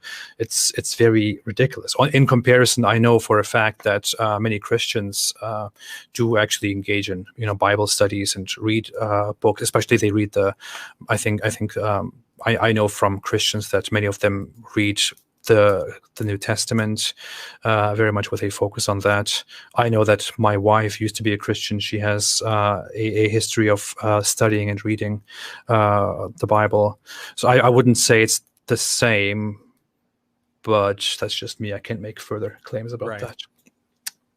VJ Reddy said, why is the left aligned with Islam when Islamic law has no women's or LGBT rights? Well, I think the answer is very simple. It's just that in the West, it has become a virtue to be to be good and as compassionate and understanding as possible toward minorities. And people falsely and ignorantly and naively simply see Islam as the religion of people who happen to be a minority in the West, which is why they treat it with some absurd sensitivity, which they don't have for other religious beliefs. Like Christianity or Judaism. Yeah. I agree, and I'm trying to be consistent. So for those of you who think I'm a fool, someone who doesn't believe in God, says in their heart there is no God, by definition of the Bible, I want you to know at least I'm being a consistent fool. I mean, nicely, yeah, nice. What was that? There was some question about something that I just wanted to put up here and just look at because it was something personal. Oh, here. Abjanu said, how do you get to work with ADHD, Apostate Prophet? Well, it's a very interesting question. As a matter of fact, I actually wanted to make a video about that. See, I can give you an example as to how that works. I actually wanted to make a video about living and working with ADHD. It took me a very long time to sit down and to make that video, because I didn't know how exactly I should construct it. I changed my mind on it several times. Then I sat down and did record that video. But then it took me a very long time to sit down and work on that video. But as soon as I started working on that video, I realized that I don't really like the video because I was not very focused in that video. And then I wanted to edit parts of that video, but then I couldn't think how I should exactly organize it. So I was thinking of making another video about this. So I made a note of that, and then I completely forgot it, and it's gone now. So if you want to ask me how I work with ADHD, that's basically how I work with ADHD. My mind is constantly talking about different things, and music is playing in the background 24/7 as I'm thinking about, and then it's like, so that's happening, and it's very hard to organize your life, but I take medication for that. I do certain practices like meditating and focus practice, and it somehow works. Yeah, you definitely told me about that. Yeah, ADHD is serious. Yeah, it's pretty bad. But you got a lot of super chats. I don't know if you got to them, man. I don't know why you are so angry about my super chat. I'm so mad that we haven't made sure we get all the criticisms, because people are going to criticize. I know. Benny Olison made a super sticker that says, thank you so much. I appreciate it. Joseph Costa said, but in the Old Testament, you weren't allowed to commit fornication or adultery. They broke the law. That's human, not God. Ultimately, here's the deal. You weren't allowed to commit fornication and adultery. In the context that you see here, this isn't talking about go and get this virgins, all the virgins that haven't had sex in these particular regions. And it depends on the context you're talking about. There are even places where every man, woman, and child was to be put to death, including all their cattle in 1 Samuel 15, where Saul's commanded by Samuel, the prophet, to go and do these things. And I've seen gymnastics done by Christian apologists to try and get out of this. It doesn't mean what you think it means.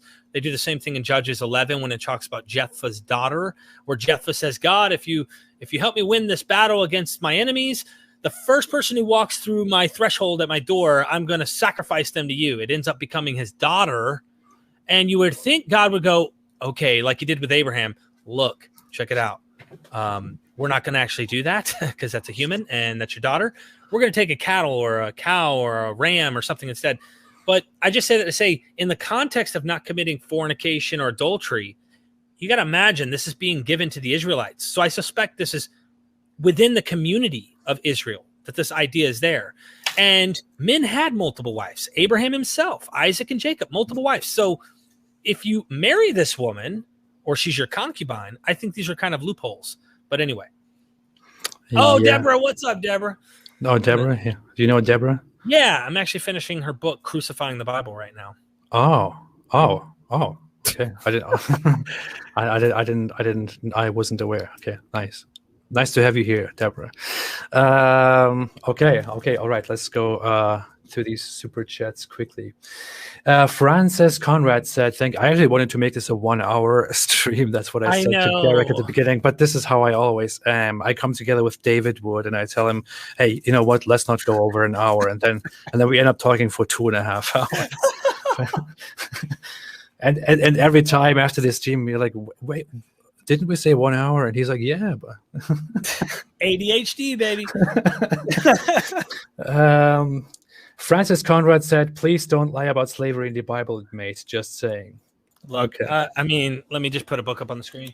Let's keep it short. Okay. I'm not going to comment. I'm just going to show you a book that you should read. My PhD here. I don't know if they could see that or not. Did the Old Testament endorse slavery? And of course, this is Dr. Joshua Bowen. I've done countless videos of this on the Old Testament. Not going to lie, it was ugly. It is what it is. But we're not sitting here judging that in its context. We're saying, don't use this book as your moral standard, acting like it's all-knowing and all-powerful and for all times, like you talk about Islam, and you're going to push it down into today. Anyway, enough said. Yeah, TP Bear said, I love these short live streams. Thank you, TP Bear. Yeah. Oh, yeah. Sarah said 3 hours later. Yeah, that's how it goes. Mind, Body, Soul Cleanse said, if Jannah exists, so if the Islamic heaven exists, how is it possible to have enough space for all Muslims who die since the beginning of time? For example, if 1 billion Muslims die plus 72 virgins per death, then 72 billion people in Jannah every 100 years. What? So don't think about the logistics of it. Just forget about it. But it's a very strange thing. It's I'm not saying this is a problem. I'm not saying this is a theological problem, but it was actually a question that I had in my mind when I was a Muslim. I thought, wait a minute. So all the Muslims go to heaven since the beginning of everything, and then we will have our companions and this and that. It's like, how big is heaven? How do we travel in heaven? How do we see each other? How do we get anywhere? And then I was like, okay, this is just something I shouldn't be thinking about. I can't imagine it. But it is a weird thing. One thing that I want to correct is the Islamic teaching is not that every Muslim gets 72 virgins. It's that there is a hadith that martyrs will have 72 virgins, but that the average Muslim, I think, or a Muslim will get at least 2 virgins, as far as I remember. That's what the notion is. So don't be too excited about 72. You might have fewer than that. Learn to live with that. Yeah. Well said. What do you think about virgins, Derek? Oh, man. Oh, goodness. It makes me think of Mormonism in a way, because this is one of the early polygamist teachings. And in fact, Joseph Smith, when I did a series on this, on Joseph Smith and Mormonism, he claimed to be the modern Muhammad. And he actually ran for the United States president. I don't know if most people know this, but he tried to run for president. This guy had hitmen as his close friends. This guy was like a political force to reckon with, kind of like what we see with Muhammad. Islam has its political tendencies. Oh, this is my buddy. Stop scamming, man. Oh, man, that's awesome. Anyway, yeah, it's just so much there with polygamy and multiple women, and like you're gonna have all these chicks, and you know, I don't know. I don't know. I actually, when I began to take a course on world religions, and we went through different religions, and we arrived at Mormonism, and I started learning about it, and then I went home and began personally studying Mormonism, and read through a bunch of stuff and listened to a bunch of stuff, crunched it into a few days, stuff that you would learn over a few weeks. And to be very honest, I thought, okay, Mormons are nice, very nice people, looks very ordered, very cool and all that. But dude, all the stuff that I have learned about the religion, all the stuff that I have learned about Joseph Smith, it really made me feel disgusted. I thought, this is disgusting. This is terrible.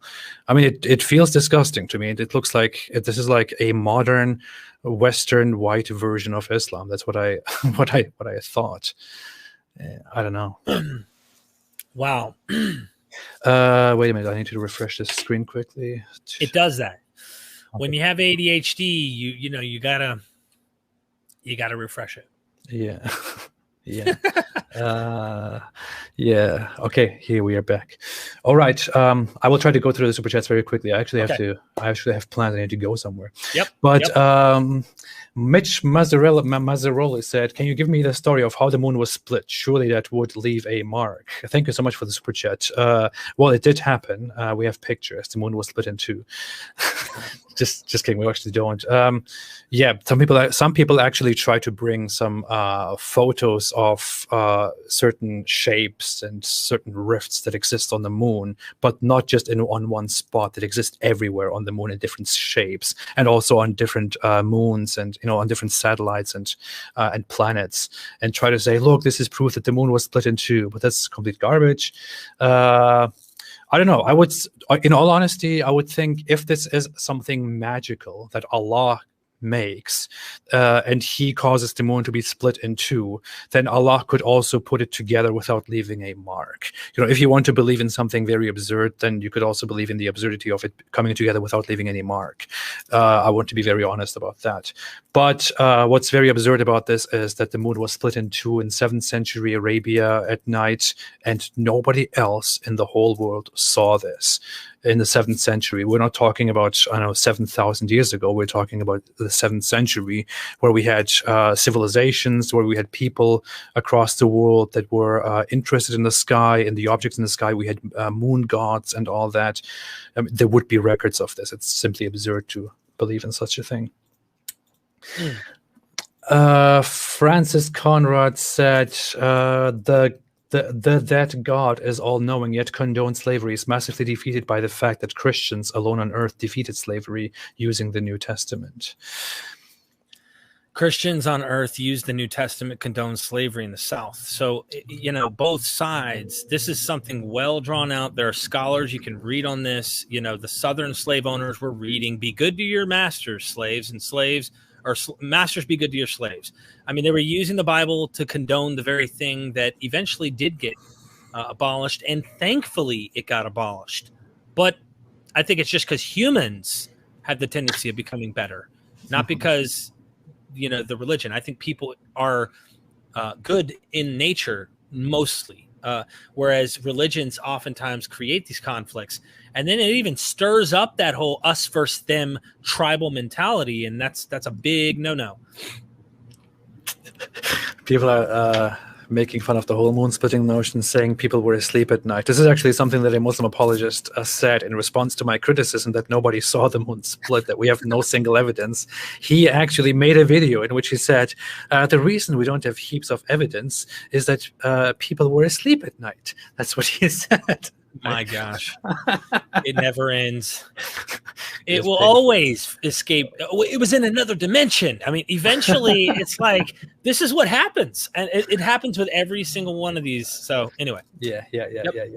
Hakatas Quidita said, if your guest left Christianity because of end times prophecies, did he look at all into Orthodox preterism?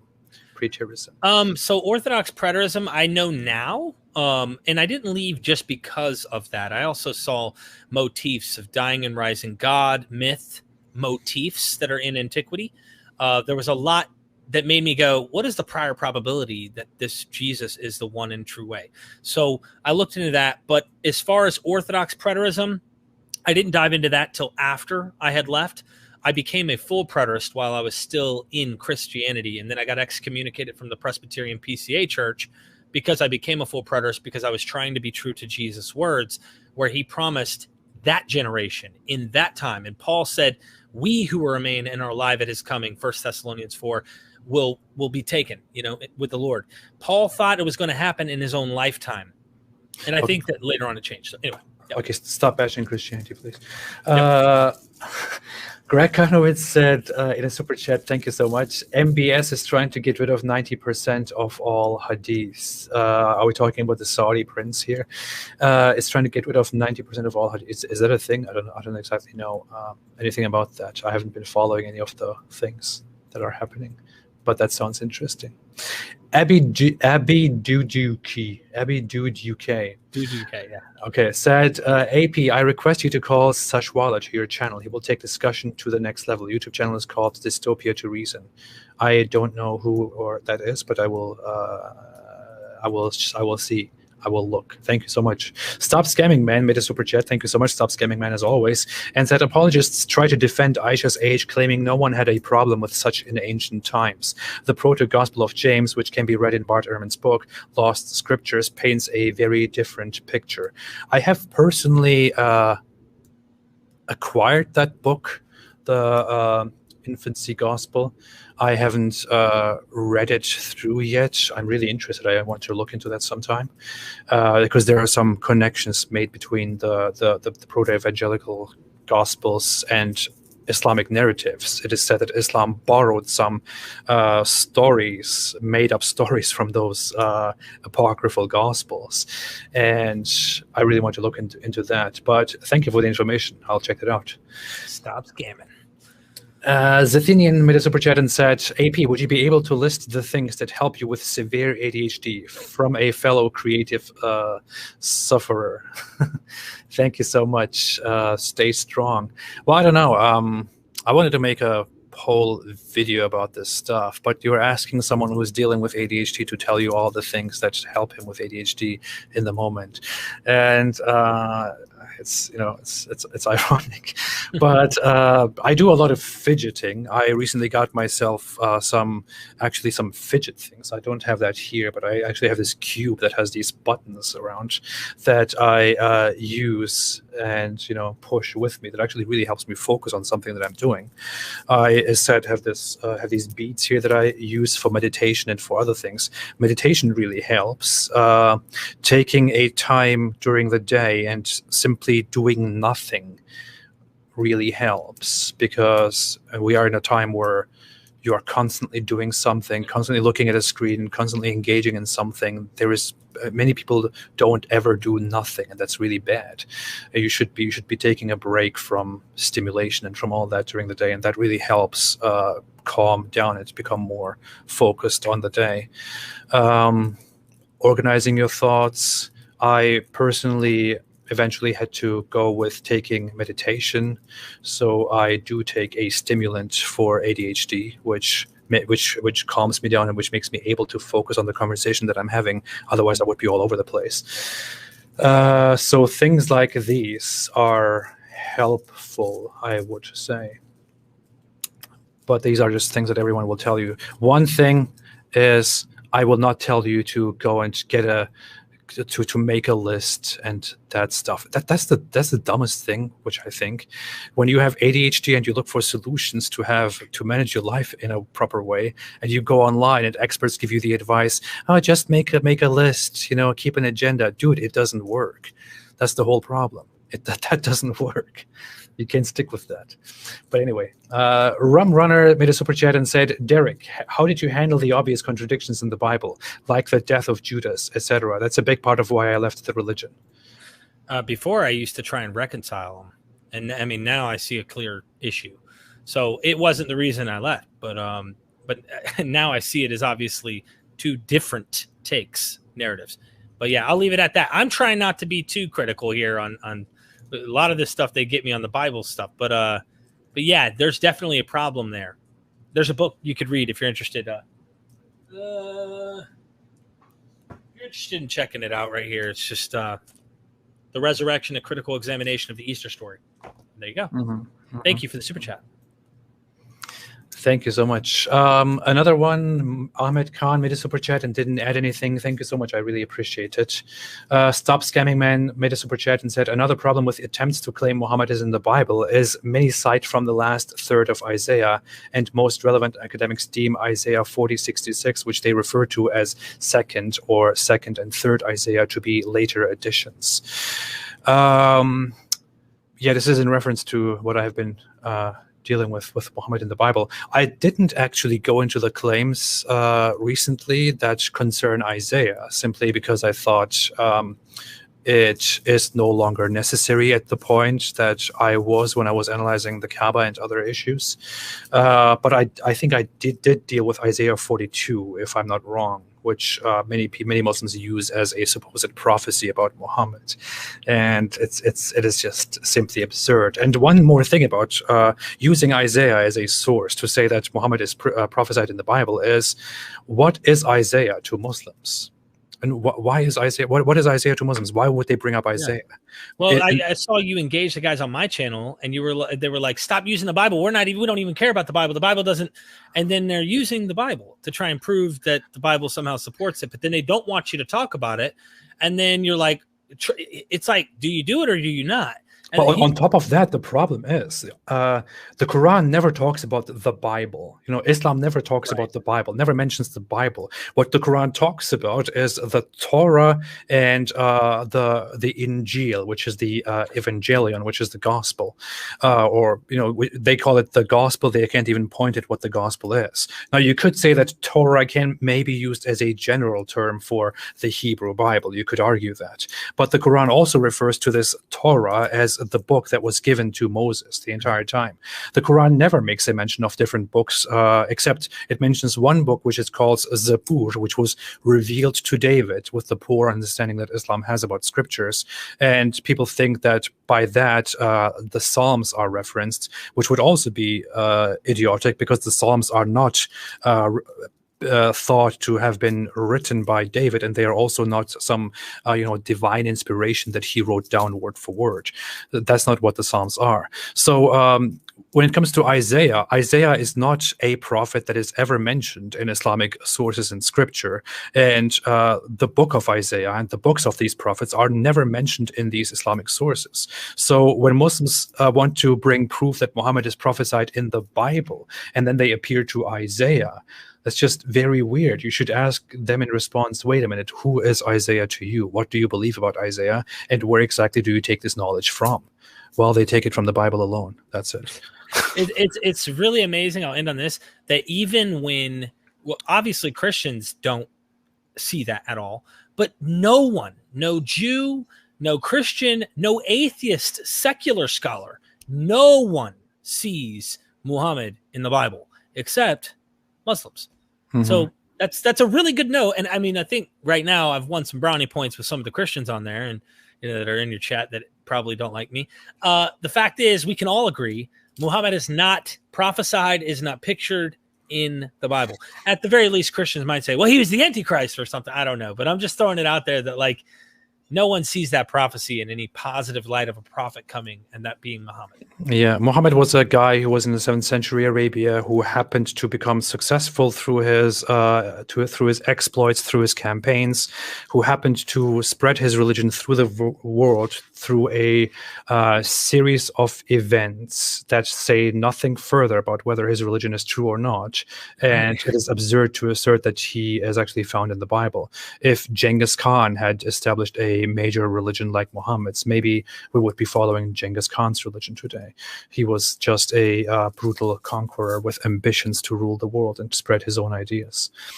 A few more super chats, and then we can I'll let you go. Stop Scamming Man said, in the Old Testament, no mention of hell, yet when the Quran speaks of Old Testament figures, it drenched in talk of hell. Old Testament writers weren't squeamish about portraying a vengeful God, yet no talk of this.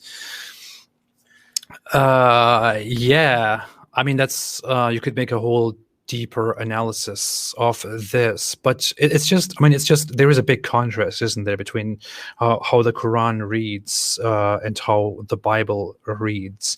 The Bible is, as you say, it has no problem with the whole with the idea of a vengeful God, and yet the Bible is not a book that is just from beginning to end constantly ranting about those who disbelieve and all that. It is a book mostly of telling the history, telling how God leads his people, how he interacts with them, prophets come and make prophecies, and so on. With the Quran, you simply have a book that is much shorter, that is simply full of ramblings and threats of hellfire and torture and punishment on almost every page. It is just so not similar to the scripture that it claims to be a sequel of, It's anachronistic, to put it lightly. That's simple as that. This concept of hell being pushed back into the Old Testament is also anachronistic. Yeah. Ahmed Khan said, AP question, are you a Christian or do you follow any religion today? I had assumed you are an agnostic or an atheist. Thank you so much for the super chat. I am what you would technically call an atheist, since I do not believe in the one God. that we are expected to believe in, which is why the division between theism and atheism happens. And I would be technically an atheist, but I don't really call myself an atheist. I don't care. So I am not an agnostic because I don't think God is not something that we cannot know, which is why we cannot, make any certain claim about it and all that. I think calling yourself an agnostic is a little bit of a cop-out. It would be a cop-out in my position, at least. To me, I think I am pretty certain that the one God, does not exist, and that there is no such creator. But I would also say that the whole word God alone is a concept that was introduced by certain religions, and that this is a function of human development, which is now part of the past. So I like calling myself a post-theist. This is something that I want to run with, and I want to hold this position. I'm a post-theist. I'm not an atheist necessarily.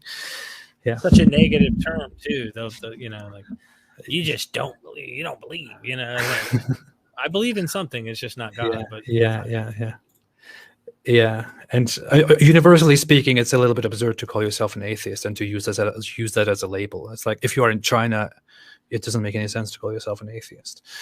Qatar Hindu made a super chat and said, Allah sent Burak a mule instead of a chariot with a comfortable seat. At least a couch should have been sent by the Almighty God in respect. Thank you for the super chat. This is a reference to Muhammad rode on the back of a flying mule to Jerusalem, and from there he ascended to space. To heaven. Space doesn't exist in Islam, and he rode on the back of a weird mule that he also tied to the wall of a place in Jerusalem so it doesn't fly away. And it's just such a dumb narrative. I don't know what else to add to this. John Coleman made a super chat, thank you so much, and said, the holy books say the earth is only a few thousand years old, and germ theory is just a theory. Checkmate, scientists. Yeah. Wow. What do I say? Is he saying, it's hard to tell if he's like trolling and joking or if he's like serious and saying, trolling. You know what I mean? It's just kind of hard to tell. Yeah. But sure, whatever you want to say, yeah. I mean, I don't even know. Yeah. Question to me comes from A1ism, and says, Apostate Prophet, do you really think you are not purposely created, that no creator? Yes. I mean, did your mom and dad, were they actively in love and appreciated each other, and there you come out of nowhere? Obviously, there's purpose to you being created, and them wanting to carry you. They could have got rid of you as a child and cast you away or whatever. No, I think we have meaning and purpose in and of ourselves, and you don't have to be transcendent in order for that to be the case by a metaphysical being. So that's a whole different discussion now. Yeah, I was just joking. I'm not trying to. I wouldn't want to just dismiss it with yes or no and then just move on. Well, my view is that that there is no meaning. No inherent meaning to life. So when I say that there is no meaning to life, or when I say there is no objective purpose or creator and all that, what I'm saying is not that that life is meaningless, boo-hoo, sad, and all that. That's not the idea to get. That's the idea that you have if you believe that there should be such a thing as an inherent meaning, an objective meaning to life. And then the opposite of that would be that life is objectively meaningless. That's not how I view it. In my opinion, it is absurd to seek for an objective inherent meaning in life, and that this seeking for such an objective meaning actually contributes to human suffering. And it is an absurd struggle. This is basically roughly the idea of the philosophy known as absurdism.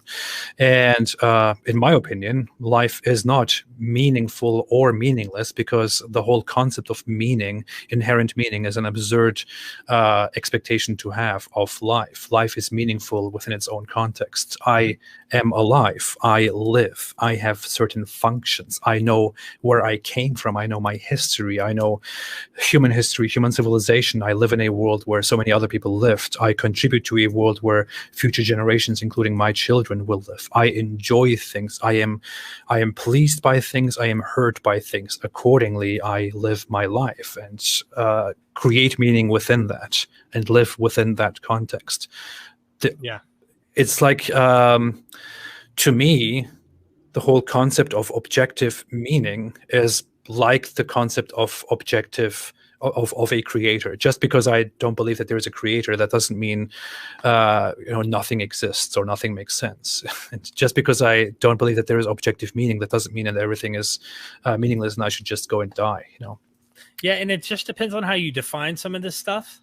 Obviously, it would be subjective, but I've been looking little at a time here into the morality issue and seeing how evolution and how we as humans, a lot of these philosophers that are big into morality, they'll make the statement of objective morality, but what they mean by that is, is it progressing in a positive way towards humans, that we're not harming one another? And it gets really, really down into some interesting analogies. Like an example is, guy gives this example about morality where there's a person on the railroad tracks, there's one person and then there's five, and you can change the track and the railroad's going to run over and kill one person versus killing six, but you have to physically change the track yourself. So you're actually unintentionally, well, kind of intentionally killing the one to save five or six. Then the other analogy is you bump into a person who's on a bridge, the one person dies, but he stops the track from killing six people, but you're not actually the one pushing the lever. Which one's moral or not? And they did this like status here where most of the people said the first person who intentionally did it, they couldn't do it because they were like, that's immoral. But the other guy who's like accidentally bumps him in order to save the 5 or 6 people, they were like, okay, 20% were like, okay, we could do that. 80% were like, no. You know what I mean? The interesting point is, all I'm trying to get at is it's all perception and it's culturally related. Evolution plays a huge part. And I know people in the chat that are definitely from the religious background would not even accept this. It's a theory, but do they even know what that means in science? Theory doesn't mean that it's not something that's valid or has facts based off of it. This is something that's been tested and really scrutinized. So it's something worth looking into. But when your book tells you you are fearlessly created in the image of your God, of course you're not going to think, well, is it possible I evolved? But there are Christians who do. William Lane Craig, you've got Christian YouTuber, what is his name? Michael Jones with, I can't remember his actual channel. I've interviewed with him before. But there's a lot of Christians who accept evolution. They just call it theistic. I'm so sick of hearing the whole moral dilemma scenario. You're probably tired of hearing the whole, yeah. I learned it. I mean, I heard about this. I went through the same thing in several different courses, and then I went through the same thing again in different fields. I'm like, oh my God, how often will I have to hear this again and again? I'm nothing against the point. It's just it gets so, yeah. Well, hey, look, Dr. Joshua Bowen is in the chat. Digital Hammurabi. Really? He just super chatted. Oh my God! Hey, Digital Hammurabi is Dr. Joshua Bowen. He's a scholar, a PhD holder in Assyriology, right? Yeah, he's got Hebrew Bible, ancient Near East, Assyriology. He can read Sumerian. The guy's all over it. He's the guy who brought the book up earlier about slavery in the Old Testament. And then also he's got another book, The Atheist Handbook to the Old Testament. He's written How to Learn Sumerian. Like, the guy's all over the place. You got to have him on, by the way, I will. To deal with Old Testament context so that you can kind of eradicate the 7th century AD notions that somehow I talked to him. I definitely want to work together with Dr. Joshua Bowen in terms of analyzing certain claims that Islam makes and that Muslim apologists have presented within the context of that, analyzing Old Testament texts and contexts. And also, I think if you're listening right now, very nice to have you here, by the way. I would love to definitely talk about certain things that I have brought up before in conversations, which is that in Islamic scripture, Islamic scripture has made a lot of borrowings from Mesopotamian, from Middle Eastern, from Sumerian beliefs about the natural world. And you can find a lot of traces of those within the Quran, which basically depict a flat earth. And I don't want to get you in trouble, but but I would like to definitely talk with an expert on these matters. That would be very nice. I did a video with him on that, on the flat earth. He actually commented again. He says, that's very generous if you look in the chat. And by the way, I'm not a mythicist, in case anyone's asking, Caleb. But I want you to know that I lean that there was a historical Jesus, just so you know. But someone asked. Yeah, I talked with Dr. Abone on the whole issue with Paran and Becca and Mecca, all those claims that I made a video about yesterday. And we did actually agree to come together and to talk about those as well. So I'm very excited about that. He's a good guy, and I think your Christians that watch will actually appreciate what he's bringing to the table, because he knows how to stick in a subject, unlike me. I jump and I go to use analogies in Christianity, and he'll be like, okay, in the Hebrew Bible, in its context, in the Old Testament, this is what it's saying, this is what it's about. And that in and of itself will automatically kind of debunk, if you will, any other notions. And that's what I love about Dr. Josh. Christians love his stuff until he's looking at the New Testament. Then they're like, we'll ignore this part and then come back later when he's digging into Old Testament studies or whatever. Dr. Abdul Majid, who is actually a scholar and a student of knowledge in Islam, said you could have replied saying no discussion, but he did not reply at all. I'm very sorry, Dr. Abdul Majid. I know you were talking about, he sent me an email in which he asked me to have a conversation or a discussion or a debate with him on Islamic matters. I did initially respond, then I forgot to respond with the details. I entirely forgot that. I'm very sorry, Dr. Abdul Majid. I keep forgetting getting back to many people. It's not just about you, but I will definitely respond, and I would love to have a conversation with a scholar about Islam. I will get back to you. That said, okay, let's read the final super chats here, and then let's end this supposed 1 hour live stream. Dre Day, I don't debate. I have conversations with people, but I don't debate. Just letting them know. Yeah. Sid Dave said, does AP think Muhammad may have been some kind of a nominal Christian at some point of time? He clearly misunderstood the Trinity. I don't think. I think that he was just influenced by Christians. I think he was influenced by Christians around him, by Christian thoughts. Muhammad was, according to the Islamic narrative, even a trader who in his childhood and in his youth traveled through the region as a trader, and traveled from Mecca or from Medina to through the Middle East to places around modern day Syria and Turkey that had significant Christian populations and people from all kinds of different religious backgrounds. So he probably did learn certain things from people of other religions. And that's where he gets his influence from. He was a person who didn't like his environment, who didn't like his own culture. He was against his local religions, and he created a syncretic religion that consists of pre-Islamic, pagan, polytheistic ideas and practices combined with Abrahamic ideas and practices. That's how I view it. That's what I see so far from what I've read from scholars. Thank you. That means I'm right. John D made a super chat and said, AP, what do you think about Dan Gibson's theory about Petra being the holy city of Islam described in the Hadiths? I have said several times before, I don't agree with it. I don't think it's a very strong theory. I appreciate the efforts, however, and I see how some parts of the studies may point at such a direction, and why they may be confusing and contradictory within the Islamic narrative altogether. But I think that there are too many sources within Islam that make it hard to believe that Islam or that Muhammad was actually in Petra instead of in some insignificant place like Mecca, where he could have successfully built his empire. I'm sorry, I'm becoming unable to talk. We've been going for too long. But that's what I think. I would like to definitely have a discussion with Dan Gibson and also with Jay Smith about these issues and go into them myself. I have not yet had the. Is he on YouTube? Jay Smith is. Okay, I know Jay Smith. He often appears on other people's platforms. Dan Gibson is the guy who presented the whole documentary about Petra being Mecca. You should watch that. Okay. I'll check it out. I mean, obviously, I get many sources. I don't draw a conclusion. One of the reasons I don't debate, just letting our friends know, is because I'm not an authority.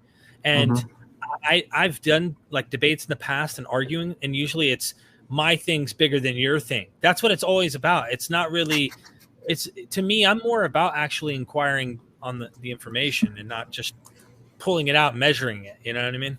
Yeah, what Derek is trying to say is my ideas are bigger than your ideas. Let's not misunderstand what's being said here. You're crazy.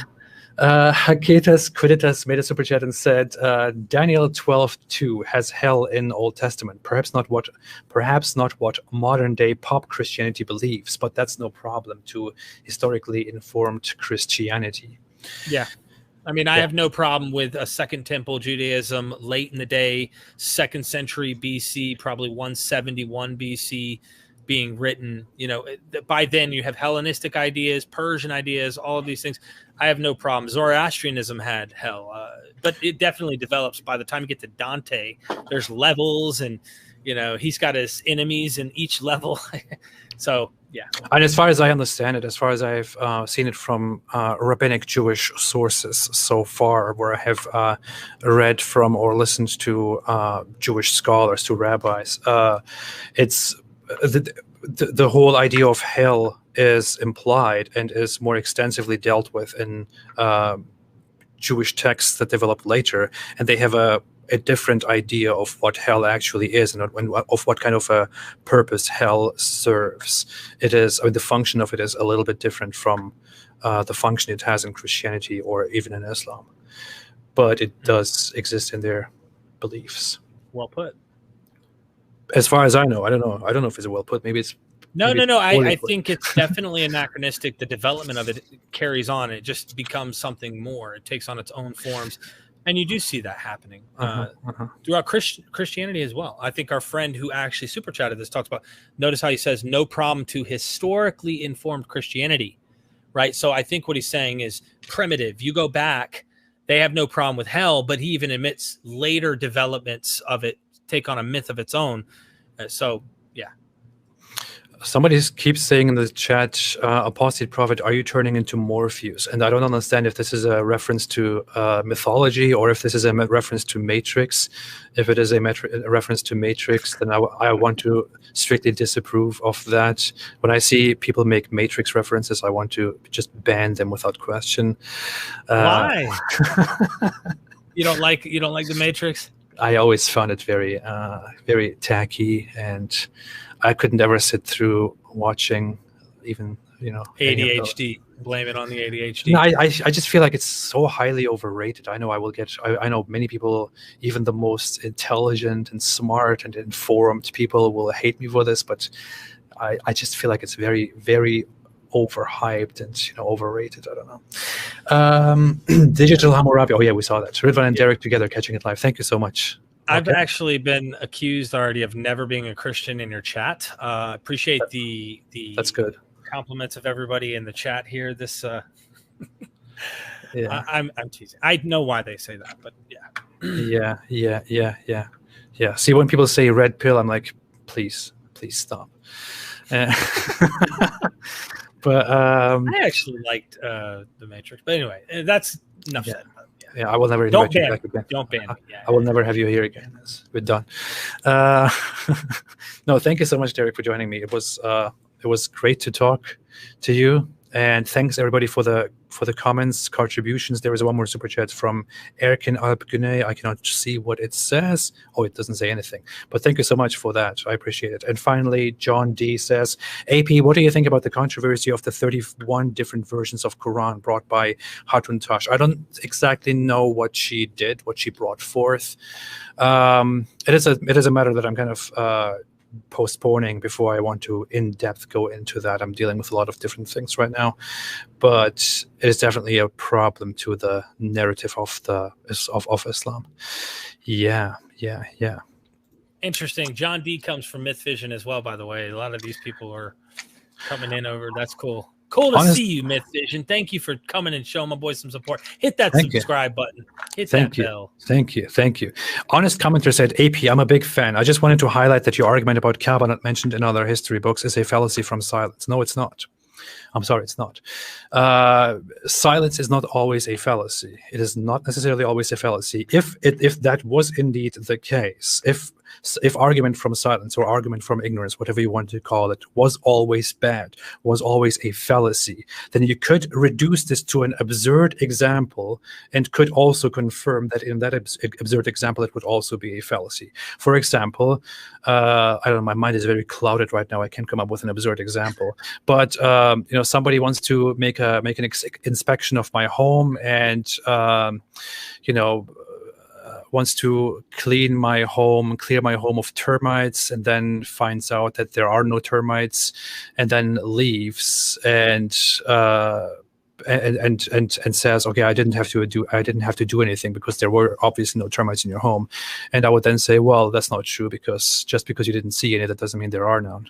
So you should go back and do your work. And that would be a very dumb thing to do. Terrible example, I know, but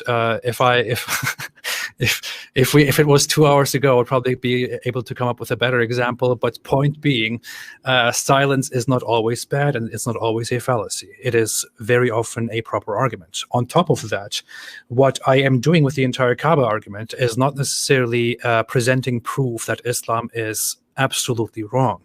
What I'm doing is to present an argument and raise a question in order to make the point that something which Islam asserts is very likely wrong, and that this contributes to Islam being wrong. And this is a very simple form of abductive reasoning, where you look at the facts that you have at hand, and then you proceed with them. You see, the Quran claims that Abraham built the Bible upon the commands of Allah. The Quran says that Allah told Abraham that people will come from every distant past, and they will worship, and they will do this and that. Based on these ideas, it is also the Islamic claim that Mecca is the mother of cities, that it was highly important, and so on. Based on these ideas, you would then expect that you would find the Kaaba within Abrahamic tradition, within Abrahamic history, within Abrahamic scripture, connected to Abraham. You could find traces of this in the world of people coming to the Kaaba, and you could find that Mecca is indeed historically significant. But when you look at the facts, you see that Mecca is completely insignificant and unknown until around the emergence of Islam. You see that the Kaaba has nothing to do with the Abraham that we have. You see that Christians and Jews have no knowledge of this issue at all. And on top of that, you also find that Islam does mostly approve of the biblical narrative on Abraham, but tries to make an assertion that Abraham did build the Kaaba and that this was central to him. But those two things are not really reconcilable. If the biblical narrative about Abraham is true, then why in the world did he build the Kaaba? Why is none of that mentioned? Why is there no history connected to that? It simply doesn't make sense. Why would Abraham come there, make this global mission given to him by Allah, and then simply go there and live the rest of his life up there far in the north, nothing to do with this land? Looking at all of these facts, it seems that the most likely explanation is that Islam simply makes claims that cannot be backed up, and the most likely explanation is that Islam's claims are false. Otherwise, please come forth and prove the opposite. That is what is being made here. This is a simple form of abductive reasoning that I think can be done in a very simple and easy way. I want to give another example of this just briefly. Joseph Smith came out of a Christian household from the Burned Over district in New York. When he got older, and of course the cult comes on, he has this story, where he's found these gold plates, and the angel Moroni showed it, and God the Father and Jesus appeared to him, and all these things. He then has this revelation, and he says the Native Americans are actually Israelites, the lost tribes of Israel who came over. And I think it's in Wooden Submarine, something like that. I'm not being funny. This is like really something he believed. And if you know the historical situation, people were really looking all over the world for the lost tribes of Israel. And they started thinking maybe some of these other ethnic groups are the lost tribes. So Joseph Smith, reading the Bible and the cultural context, is now reaching back and comes up with this anachronistic narrative that even the Garden of Eden was somewhere in America. All of this stuff, all they're doing is they're looking at previous narratives and then they're assuming theirs goes way back. It's the same thing it's the old trick. It's happened in all of the religions. They keep going back and it goes way back into antiquity. And somehow they're laying claim to this truth. What's more probable, what AP is saying or what they're saying is actually factually true without any evidence to say it's true? I mean, did you not know that pink elephants rule the universe in the invisible metaphysical realm? Well, you can't prove it's not true. It's true. And I make the assertion with no evidence. It can be falsified out the gate without any, there's no evidence to the claim. So you might as well just have it as something like, you have no reason to believe pink elephants rule the universe. So it's ridiculous to make that as an assumption that somehow this claim is still useful. It's not. If you don't have any archaeological evidence, any textual evidence prior to the 7th century AD where this claim is going on all the way back in antiquity, or it doesn't even have to go all the way back, but at least something before 7th century AD, I gave an example on Derek's channel before, and you could argue that this is an absurd example, but that exactly is the point. I am trying to reduce it to the absurd in order to make a point, to say that silence, that silence is not necessarily fallacious. I said there, you could come forth and argue that there was once a temple in Germany at the heart of Europe 1,500 years ago or 2,000 years ago, and we know a lot about things that were there in Europe 2,000 years ago or 1,500 years ago. You could argue that there was once a temple in Germany 2,000 years ago, and that humans from around the world would come to this place in worship because this was the first place built for God, and people invited mankind, and mankind came from all kinds of distant places to this temple in Europe. You could make this assertion. Yeah. And I could go ahead and say, you know what, that's very dumb, that's absurd, that's false. I mean, that's obviously stupid. We know about Europe, and we know that this is not the case. If this was the case, we would have heaps of evidence about this. We would heaps of evidence of people writing about this, telling about this. We would have archaeological evidence about this, but we have nothing. It is absurd to believe in such a thing. In this case, it is rather absurd to assert that this is a fallacy of an argumentation from silence. This is a very valid objection from silence or from ignorance. And just in the case, as is in the case with the Kaaba. In the Kaaba, with the Kaaba example, silence, ignorance, lack of evidence, and so much contradiction in evidence, so much opposite, so much opposing information is enough reason to entirely doubt the narrative of Islam and to come to the conclusion that the Islamic claim is false, or at least most likely false.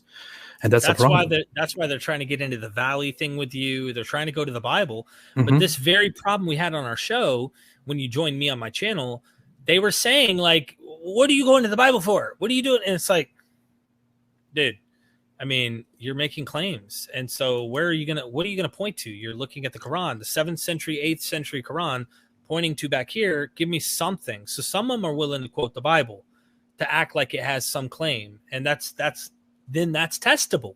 That's something to look for and look at, but it doesn't match what they're saying. And that's why you're going to have a Hebrew scholar come on, Dr. Joshua Bowen, to be able to explain what this valley was, where it was located, what it was meant, all of that to really give everyone what is going on here. I would love it if people could start doing some extensive archaeological research in Mecca, around Mecca. It would be very amazing if the government of Saudi Arabia allowed archaeologists to go there and make some in-depth searches in Mecca. I think that would give us a lot of answers, which is probably also one of the reasons why it's not really done. You're asking for a miracle. I was reading that PDF on that topic, and she was going into the archaeology, and she said that they had to stop digging in these regions, but everything they found archaeologically went back to, in this PDF specifically, Christianity and Judaism. Like, these are the temples that are in this area with certain artwork that comes from the Byzantine, Christian time, of course. So nothing was showing. All it's showing is that there's previous movements that may have had influence, like you said. All right. Okay. That's it. Thank you so much, everybody, for the comments. Thank you so much for the super chats. Thank you so much for watching. Thanks, everybody, for being here. I will see you again very soon on a different stream, on a different video. Thank you so much, Derek, for joining me. I really appreciated this conversation, and we'll do again more in the future. Anything else that you want to add? Ladies and gentlemen, we are MythVision. No, the wrong place. This is Apostate Prophet. Oh, snap! Stay with Apostate Prophet. Now, I appreciate it, man. And anyone who likes what I said, if you don't like what I said, don't subscribe to my channel. I'm fair warning. I mean this. I'm sincere when I say this. I do not want people triggered. That's not my goal. I understand how valuable faith is to people, and they think I'm dead wrong. I get it. You don't want to come to my channel, then you don't want to check it out. If you like what I said, come subscribe. You know, it's invitation there. So thanks a lot. Thank you so much. Okay, everybody, thank you so much, and have a fantastic day. And as always, we are, no, just kidding. Stay away from Islam.